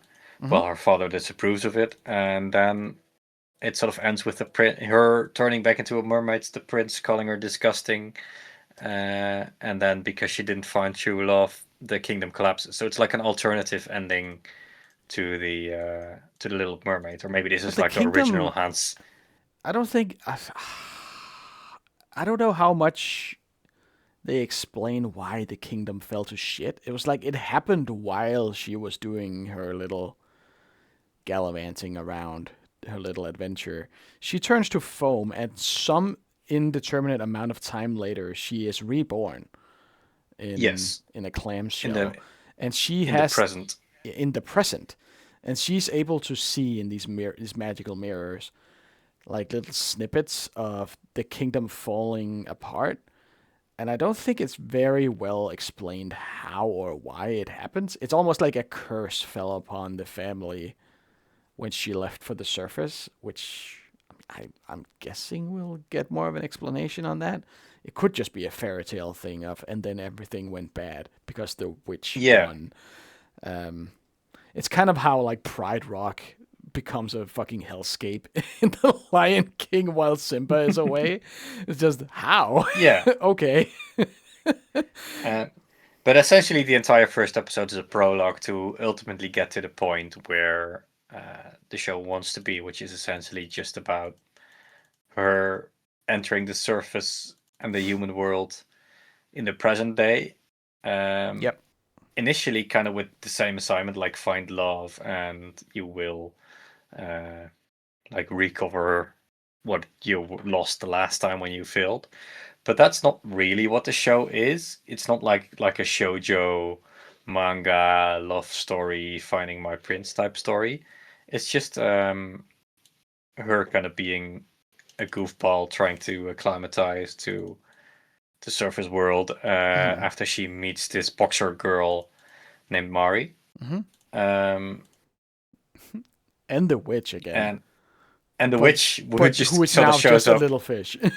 Yeah, she's just a little fish, and I think she it's unclear what her motivations at this point are, but I think she's kind of just like, well, I guess I kind of fucked up, and I'll just be here chilling and telling Laura She's a how pickle to be normal. Rick. It's just very cool. I turned myself into a fish. Look, Laura, I turned myself Um, into a fish. um, but after the first episode, the show is kind of just slice of life vibing, Mm-hmm. while also telling a story both about Lara meeting people and finding out what relationships are and what finding love means outside of Yeah. the like traditional prince sense.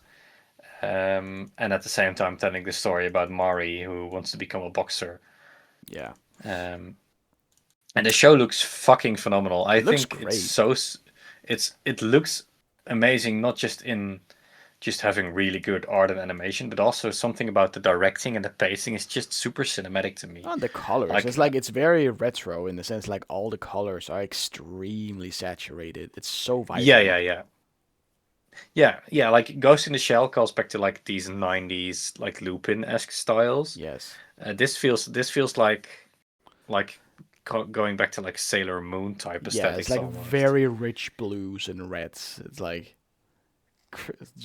it's like they had three colors to work with. Yeah, but it looks very, very pretty. It looks great. Um, um, so I think this show is just like at worst it's like insanely good eye candy, Hmm. but even so outside from that, so far the characters that have been introduced I think are charming. Um, it's it's just really atmospheric in Hmm. terms of the setting, and the end of the third episode, slight spoilers, um, basically ends with the. It's like an episode about the boxer girl and how she has a big match coming up and she's kind of stressed about that. So she lashes out to Lara, and they sort of have to reconcile Hmm. that. And it's a pretty nice episodic story, but it basically ends with her declaring that she thinks Lara is sort of like fun and charming, and then like something triggers where it's like that sort of counts as a way of finding true love because it's just like Yeah. appreciation between friends and appreciating each other, Yeah. which sounds sappy, but it's a really nice moment, and I think it's like um, shows the actual angle of the show, which is sort of like finding um, joy in and love in daily life and being Yeah. around people Episode rather than this whole prince thing. episode 1 felt like the prologue in like an old JRPG. Like it feels like it has the whole setup of telling the story that sets the hero out on a journey to restore the kingdom, complete with her being launched out of the ocean and having like this shot up against the sun and the waves. Yeah, It's yeah. like I was just waiting for a title screen there. It looks great. Yeah. Uh, Grace, the Sea Witch, is like one of the hottest character designs I've seen in my life. she's so good. She's so fucking pretty. It's crazy. And am I crazy or do Mari understand what the fish is saying? Yes. Yeah, They, yeah. She's that kind of ruins a bit of like early comedy. I fucking loved when they find her in the church and the fish keeps going like, "Hey, Laura, listen to me. Hey," trying to get her attention yeah. while Laura is focusing on Mari. I was Hmm. hoping that Mari couldn't hear that. Yeah, I think by episode 3 she can, but maybe in that scene she can't. But And it yeah. is kind of Um, it's like immediately. I forget if Mari mentions in episode 2 that she knows she's a mermaid. Because she yeah, she sees does. her land, and we see the transformation, like the transformation of like legs to fishtail and back is so gross. Like the Hmm. animation Oh is yeah. so grisly. It's disgusting. Because it would be. Yeah. Your legs are fusing and becoming scaly. It's like a fucking Animorphs Hmm. transition. There's like this gross midpoint where you have these orange, almost like half scaly, half fused leg fish feet tail. This looks weird. It is. She's also got a Um, stitched tongue. yeah, that's a weird detail. I think it's because like her voice got taken from her. Yes, but now it Uh, isn't. yeah, that's just like again one of those like Little Mermaid things that it's throwing in for the first episode and Did for that whole she prologue did thing. she lose her tongue and now it's back and that's why it's I th- stitched? I think that's what it's 'Cause doing. that Yeah. seems crazy to take her voice away by removing her tongue. That would look. I feel like the prince would find that unattractive to begin with, before she Yeah. became a fish. She's also got these weird. Her ears are like still have fish fin yeah, yeah, yeah, yeah. pattern to it. Even now she's on the surface, It yeah, her makes me ears are wonder weird. what she looks like to ordinary people in the series. Does she just have these weird, like thin, see-through ears that are actually fins, or do they look like I real ears? Because someone makes a I remark guess. about the tongue. Some old man Yeah. mentions the tongue to his wife, like she had a stitched tongue. What's up with that? There are a lot of weird details about this that are sort of like a residue of the first episode, where the first episode like the first episode basically feels like the show going, yeah, we know what the Little Mermaid is. Hmm. Um, we're just gonna go through the motions, showing you that we know and sort of establishing that that's the jumping off point we have. Well, like Yeah. the latter half of the first episode and episode 2 is kind of the real pilot, where it's like, okay, prologue done. Now we can get to the actual story you want to tell, and the actual story that they're telling is not really the Little Mermaid. It's its own thing. Yes. But and I really like it. I think this might be my favorite show this season. Damn. I think it's charming. I think it looks insanely good. Um, It's not it's very just it's popular, which it kind of surprised me that you pitched it as like a must talk about kind of thing, but because I'd heard nothing about it.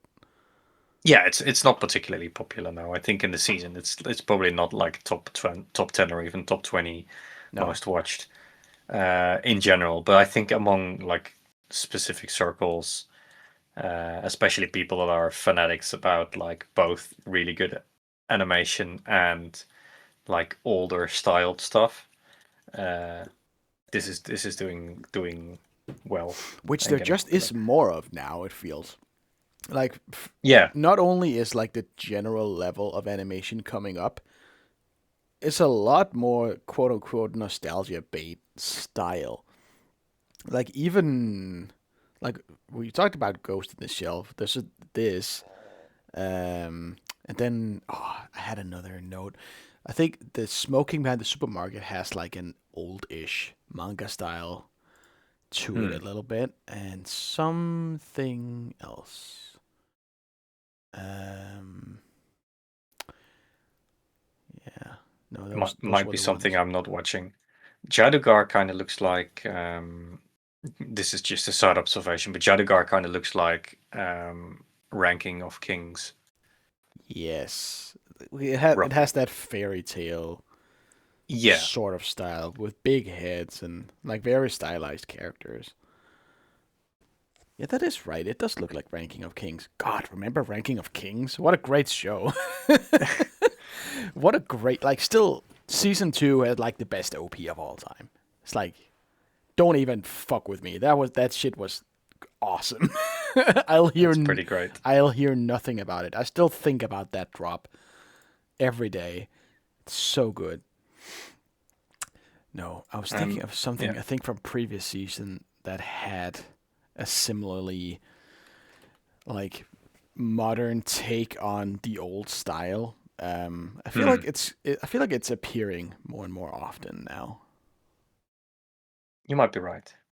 I can't think of anything else There's this year. at the Oh, very least there's Akane Banashi kind of looked slightly older in style, like it kind of looked more like early 2010s to me. yeah, might be able to find it if I scrub through the past seasons, but I can't really be bothered. But anyway, yeah, Yeah, Sayonara Lara, it looks insanely good. That should be enough reason to check it out. But even if you, and especially if you think like, oh, it's a like shoujo romance, uh, protagonist girl tries to find a hot boy prince. It's not that. It's more like a slice of life drama-ish show. mm. It's kind of like Anne of Green Gables in a way, if I had to compare it to anything. I haven't seen Anne of Green Gables, but it did cross my mind at some point. But I think it's just because she's like a redhead and she has like a similar dress Sure, kind of a thing. similar vibe. Yeah, yeah. I mean Yeah. that's a big element of it, but also in terms of vibe, it's more in that area. But yeah, I think I would recommend just watching 2 or 3 episodes of it, Oh yeah, I like I would told you. definitely recommend people start this. I feel like I want to keep it going, but I could see myself losing interest. At first I thought I knew what it was. I thought it was just gonna be a retelling of the Little Mermaid, but then I was like pleasantly surprised to see they speed ran that and Hmm. came up with like a new thing. But I'll definitely do a couple more episodes to see if the new whatever the new plot is, if that sticks. Yeah, episode 2 is already more. Episode 3 is more defined. Like episode 2 is still sort of introductory. Yeah, yeah, yeah.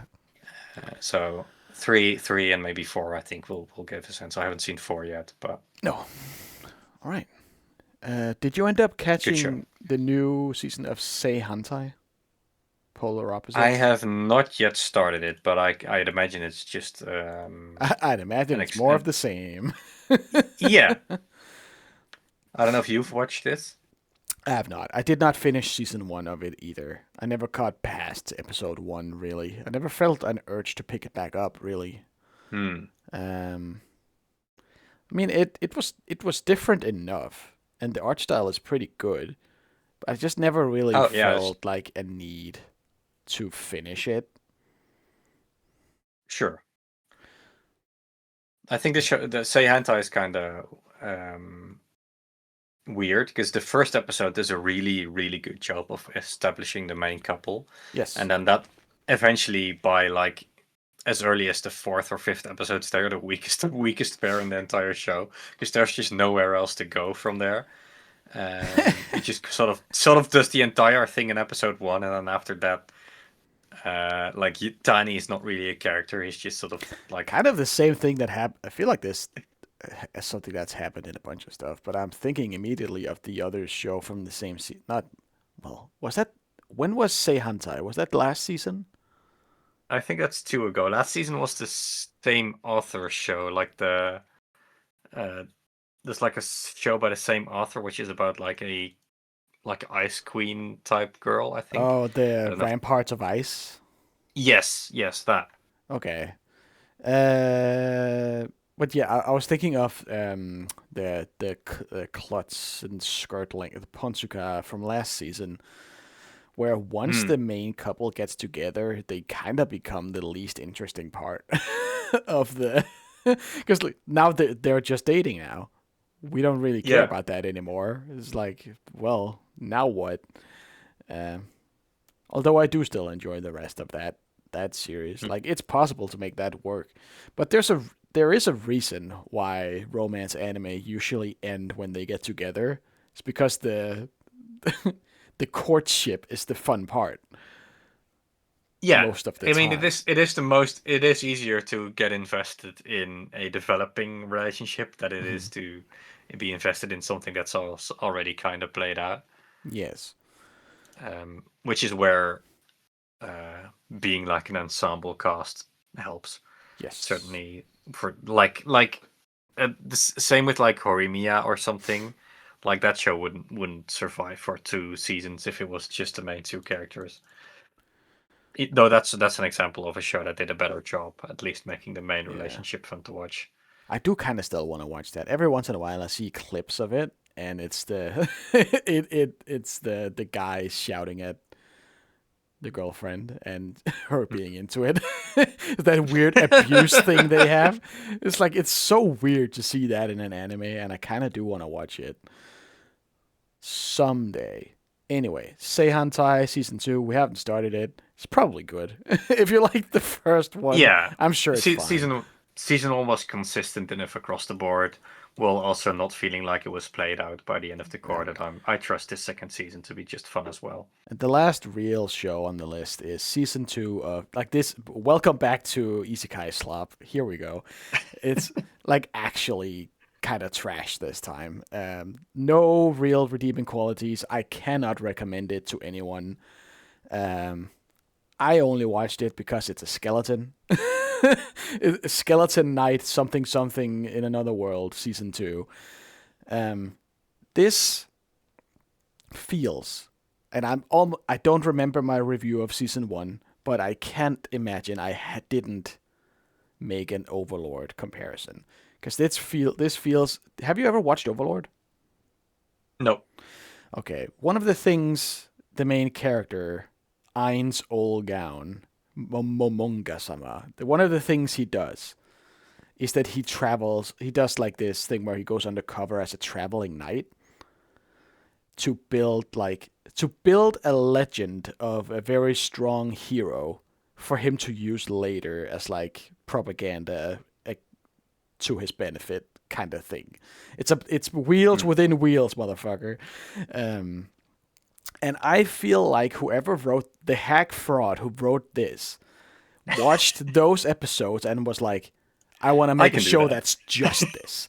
I want none of the other stuff, this city building and planning and scheming, none of all the smart shit.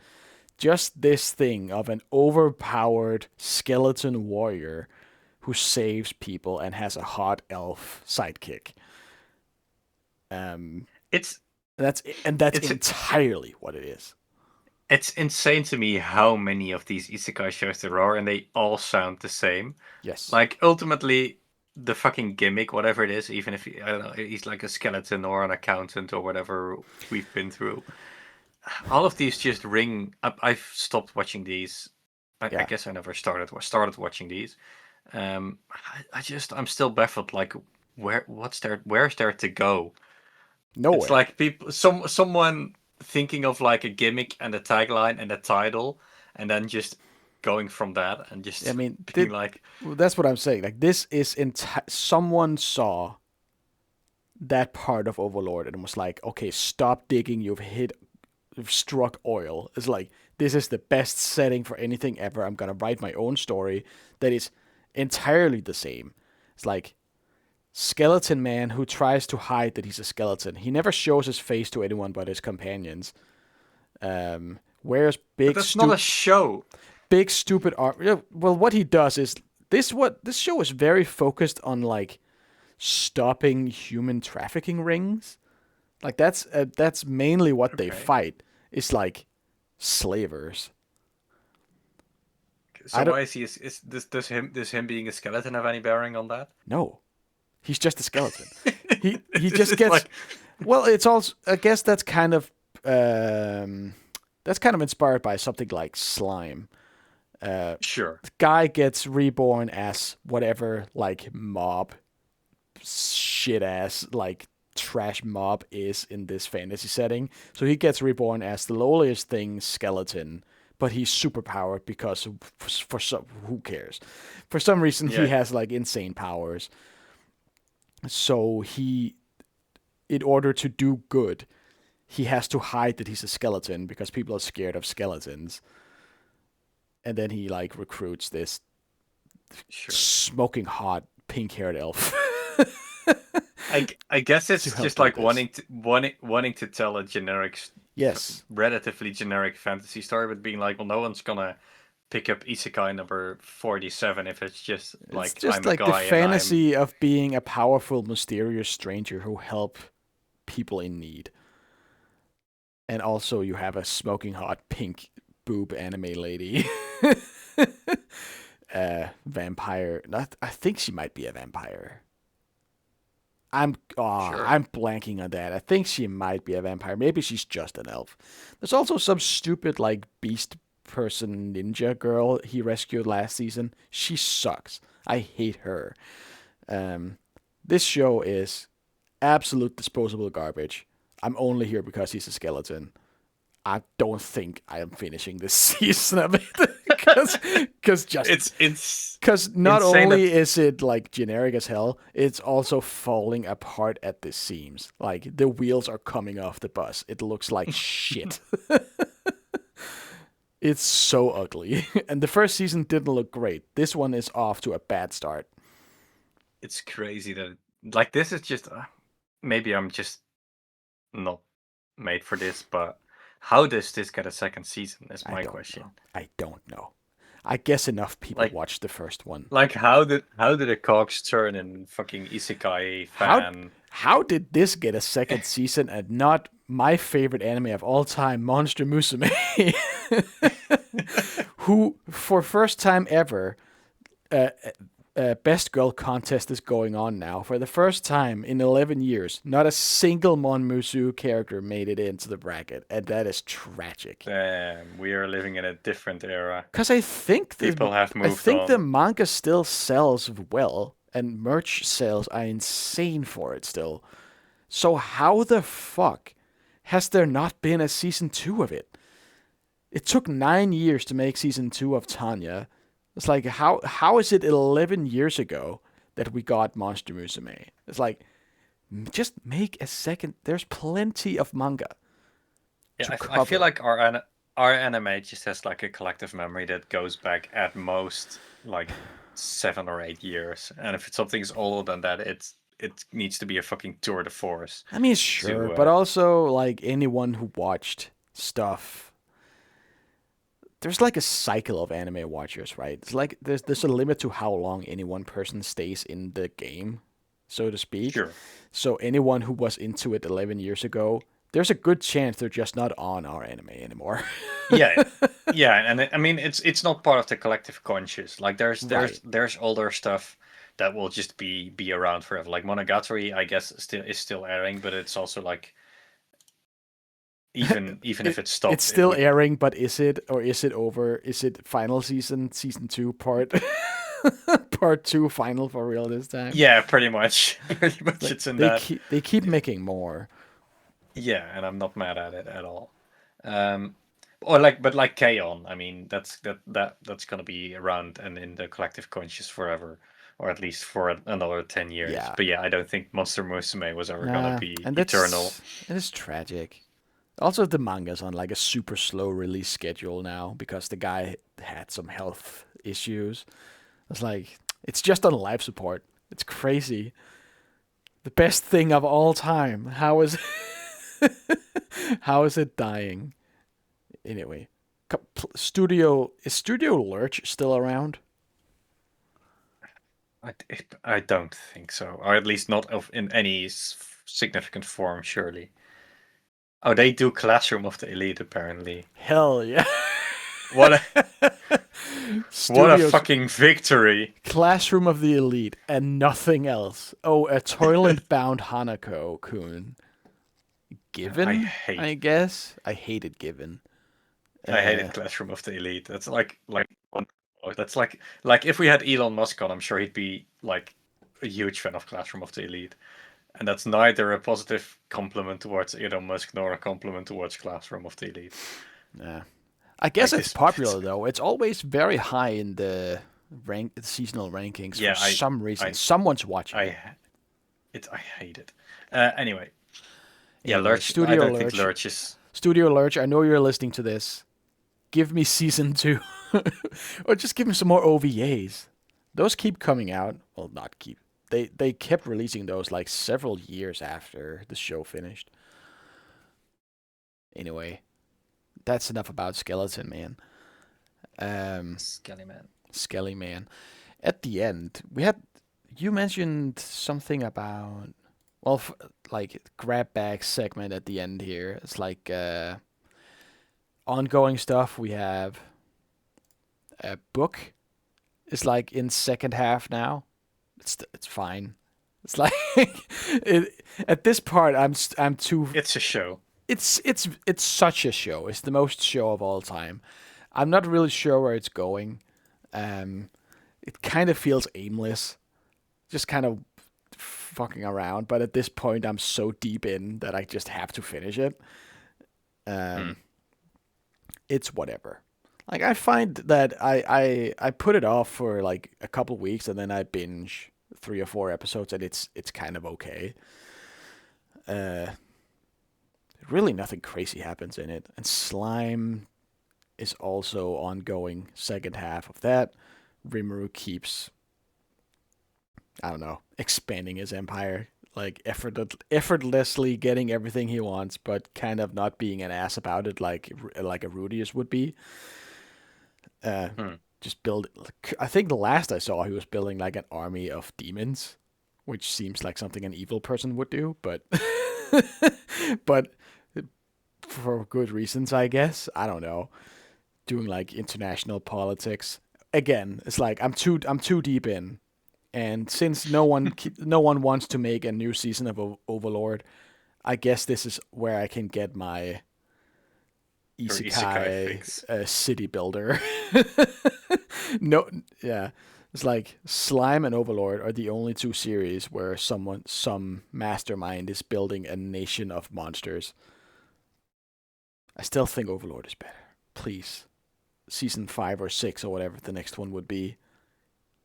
I beg of you, studio, whoever made that, Madhouse, I think. Um, Hmm. More of that. And then you had mentioned that Kyoto Animation has a series out this season Yeah. that I have heard nothing about. Yeah.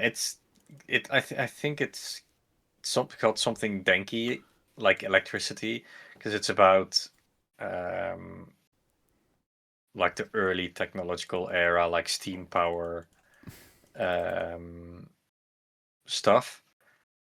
Um, and I watched about, I think, 7 minutes of it, and I was just so bored that I turned it off, and nothing about it stuck. So I have nothing else to say about it other than this is a Kyoto animation Right. show, but it like it's probably the most to me the most soulless thing Kyoto Animation has made in Are they falling fucking off? years. Are they dropping off? I don't know. I I mean, the mean, last thing they City was made. fucking great. Yeah, like the last thing they made before this was City, which was insanely good. But this is just kind of like wow. Like considering how few TV anime Kyoto Animation has done in the past period aside from City, I don't know how this got through, but I guess they just need to make something. But I don't know. I think the fact that nobody has been talking about this, it has gone completely under the radar, and it made no impression on me despite being a Kyoto Animation production. That seems Is not great. crazy. And I've seen like I haven't even seen any clips of like on like Sakuga Boru or something. It's like Yeah, I mean, nothing. I mean, it's Kyoto Animation, so how bad can it look really? Right. But it's not Just no like hype if about it at all. yeah, and like I said, I picked it up and nothing about it stuck with me either. So maybe it's just a dud, I guess. Sparks of Tomorrow is the English name. It's It about just comes across as electricity. it just kind of 1907 Meiji era. Okay. it just kind of struck me as mediocre. And I've also seen very few people talk about it, and the people that I know checking it out aren't really talking about it either. Right. So I bet it's I think pretty. I think it's only worth mentioning that it's a Kyoto Animation show this season, and therefore might be worth a shot if that's a huge drawing factor. But don't expect to be blown away. I Ah, think. if you want the good Kyoto animation stuff, just follow wherever Naoko Yamada goes. Science Saru is the new KyoAni. Yeah, I mean, I don't want to write off Kyoto Animation No, me altogether, but neither. They're the great. reality is that even KyoAni makes a dud sometimes. Right. What was that show like a few years ago, like Phantom World or whatever? Um, Oh, that one kicked ass though. but I mean, for Myriad Colors Phantom World. yeah, that's also like sure it's Kyoto Animation, but it's also a dud. This might be like in that ballpark. I didn't hate that. I thought it was fun. Mostly because that the what's her name? Mayo Nesama, the big titty lady in it. Very hot character. Sure, Had great I'm character not designs. I'm not doubting that. That But yeah, fucking that limbo scene will go down in history. You know that's the it's so you crazy. know the one. Everyone knows that one. Of course, We've that's all like the seen it. main thing that that show is like. That's like the one thing about that show that's stood the test of time. It's like change change the industry. It's like Hestia's boob ribbon. Just genre defining. Anyway, It is. But yeah, so basically the TLDR is there's a Kyoto Animation thing this season, and I didn't there is care a for it, thing and for it seems like most people didn't care for it. if you're a Kyoto animation completionist, there is something new. Yes. Enjoy. The real message of this season of this episode is to watch whatever Science Saru makes. Watch Ghost in the Shell. Watch Jadugar. Watch maybe Laura. Like I Yeah, like it. I'm not as hype about it as the others, but it is very pretty. it is gorgeous. Yeah. Watch But Tanya yeah, I because mean, yeah. yeah, I'd say Jadugar is like there's no reason not to watch it. It's like a Yeah, 100% watch. Ghost in the Shell is like a 99%. And then definitely Lara pick is up like, Jadugar. Try yeah, Ghost in the Shell. Yani try Lara. Neko if you can if you can handle it. Jenny and Echo is like the fucking um what's it called, Marmite. Like Yeah. you fucking Oh yeah. you have like a taste of it, and you immediately know like either it's gonna be fucking horrible for you, or just you're gonna be like, I don't know, there's something weird about it, but it fucking works. And I'm in the This camp works of for I don't know me. why it works, but this works for me. Yeah. It's gotta be I don't know if it's that divisive. I don't think I've seen anyone say they don't like it. I mean it's gross. It's like I don't know if no raunchy. I guess it is. It is quite raunchy, It's yeah. abrasive, I'd say. But it doesn't feel like pointlessly abrasive. Like there's No, stuff no, that's no. abrasive just for the sake of it, but this at least feels, even if it's crass and dumb about it, it's Crass, that's also the word I was looking for, yeah. yeah. It can be like kind of dumb, but it's not like shock factor just for the sake of being shocking and dark. There's like more to it at least. Right. But yeah, at least try that. But don't be surprised if you watch it and you think like, what the fuck is this? It is weirdly popular. It's like looking at my anime list. It's the sixth most watched show this season, Yeah. and the second I most mean, watched non-sequel. it's the power of having the viral OP and having very clippable moments. Yeah, for sure. It's made to be But shared, but it doesn't feel like an industry plant like that. Remember that show from like a year, like Shikanoko Koshtantan? Like yeah. that felt like a fucking plant because once it got going, no one shared much of anything. Hmm. It was just the OP, which was catchy. Like to It be was. completely fair, that song slaps, but really nothing came of it. It wasn't that good. This is good. Yeah.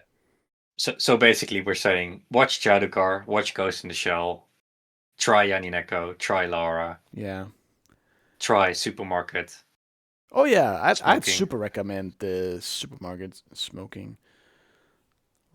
and I think those Recommend are probably Tanya the if you biggest. want like a shockingly unique spin on the isekai genre. Like it shouldn't be as different, feel as different as it does, but it does.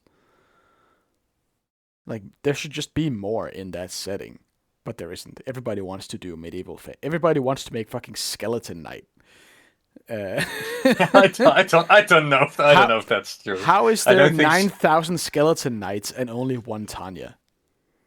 I don't think. I don't think everyone's trying to aspire to be Skeleton Knight. Well, I don't think they're trying to aspire to anything. That's why we end up with 9,000 Skeleton Knights. And then Sure. somebody had an idea and made Tanya the Evil, which I want to see more people rip that off. Make Yeah. In a more. world. In a Yeah. world of Skeleton Knights, be Be Tanya. a Tanya. Anyway, with that said, Or yeah. I think we're out of here.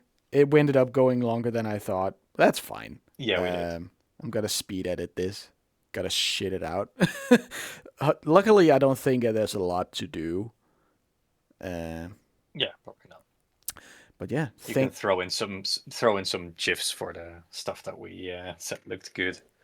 maybe we'll Okay. see what I bother finding. I mean, I guess you did send me some stuff, so the Laura section will have examples.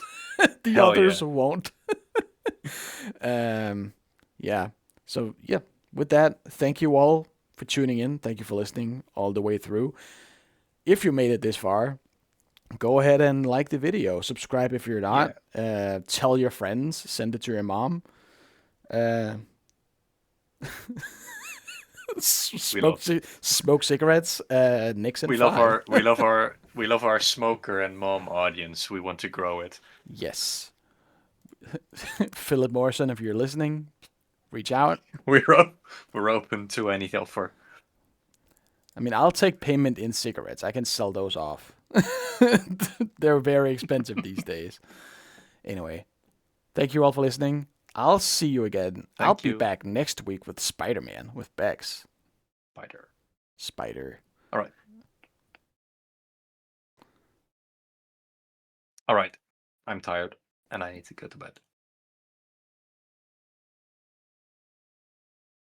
I don't know if you realized, but you talked about Tanya's for so long. I know.